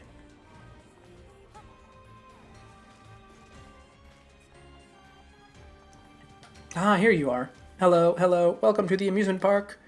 Here's your stamp card. If you collect all the stamps, you will win a free prize. You'll find the stamps inside the amusement park. Make sure to search high and low. And just between you and me, I hear the prizes are more than just free. They're deluxe. Off you go then. Good luck and have fun. Ah, there we go. It's one of my favorite quests in the game right there. Not because the act of collecting stamps is particularly exciting, but because of the unique ways that you encounter some of the stamps. Now, let's see. I believe our wandering couple is over here somewhere. Right? I can see a dot on the other side of that wall. I think that might be that escort quest guy from earlier. Oh, yeah. This is where the wandering couple would be if I was at the end of their quest. So right now they are at the ocean, which means they're at the not-so-secret tunnel. Mm-hmm. We're not going to go over there right now. So for now, let's just head back into City Ruins. We're not going to fish. I'm tempted to, but we won't. I'll do that part off stream because I don't actually know the odds of getting the weapon from the water. And the weapon isn't actually worth anything on its own. I need to upgrade it for the weapon story. Oh, there's a box here, though. Medium recovery, always appreciated.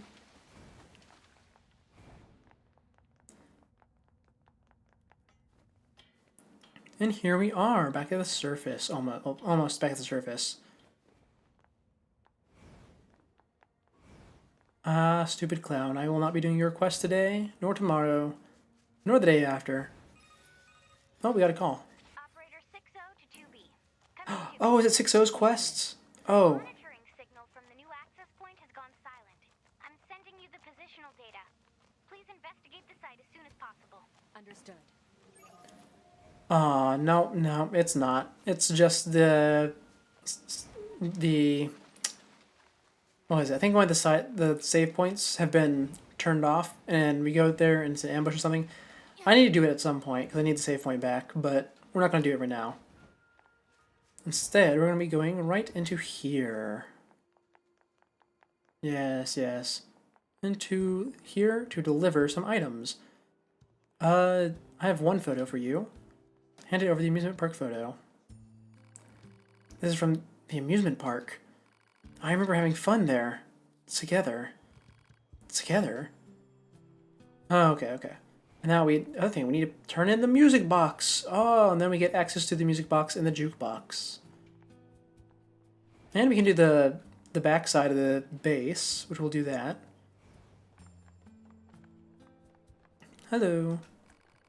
Excuse me, is this the music box you were looking for? That's it! Where did you find it? In the amusement park, next to the corpse of an android. Maybe that was its owner? Oh. Was she? Well, it's awfully rusty, but with a little work I should be able to get it playing again. Of course. Thank you for bringing me the box to me. Now I can finally concentrate on my work again. Oh, and you two are welcome to enter the back any time you like from now on. There we go. We get a bunch of materials. Wonderful. Most of that's not stuff that's useful to me, but it's nice, I suppose. Oh, and the music box is playing.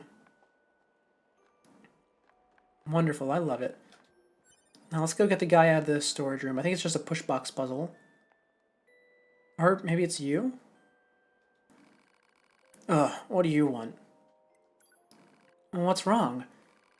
Maybe I can help you out. Say, you're from the bunker, right? Well, turns out I have some packages that need transporting, but I can't get them out of storage.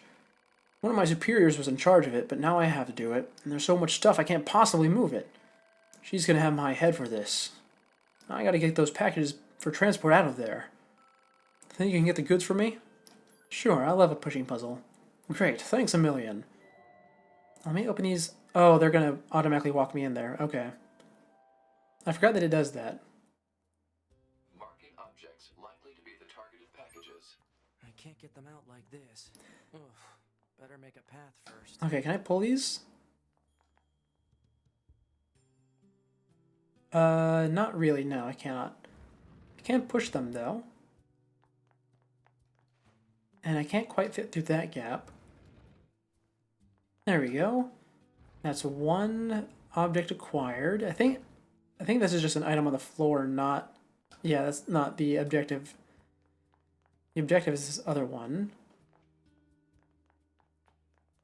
Which means we just have to go around here. Very simple puzzle, considering this is probably the first one in the game that you encounter. There's not actually that many of them. I think Nier Replicant had a lot more.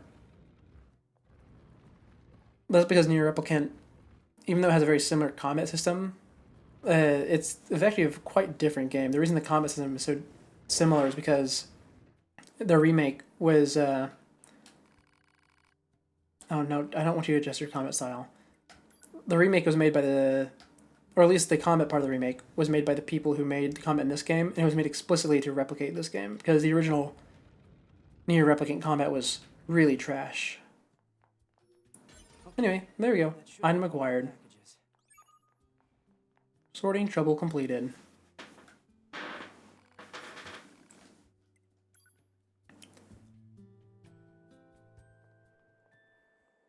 Ah, and the music box is back. Huh, you went about everything? Talk about a lifesaver. You really need to organize your storage area. I could barely walk in there. Seriously, you need to clean that place up. I know. I'll take it up to my superior. Here's a little something for you for your trouble. Ooh, evade range up +3. That could be useful. And a level 14. Wonderful.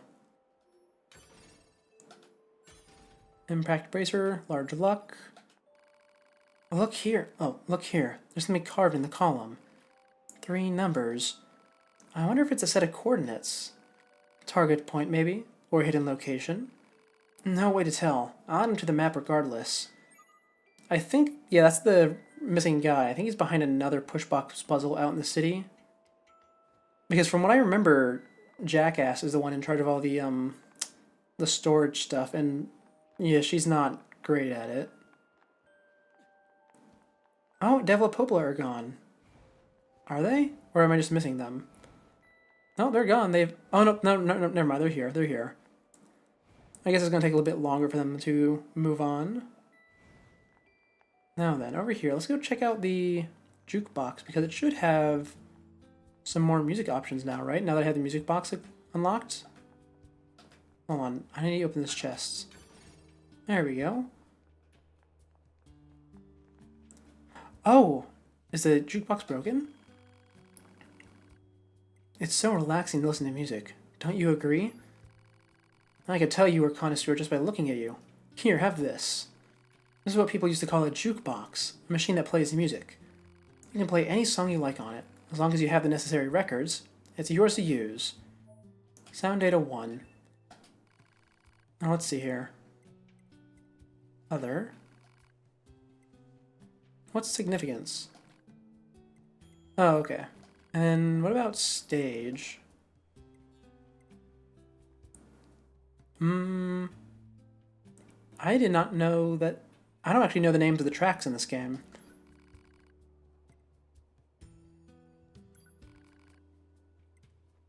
You get a lot of options though, huh? Which one is this? Oh, this is the one that was playing just now, but with vocals. Okay. Well, with that being said, the reason we came all the way here is because we've made it to the 3-hour mark. And this being our normal stream end time is, you know, I don't actually have to word that. That was a bit weird. The point is, we're done for the day. We'll be here tomorrow with Hollow Knight, Silk Song.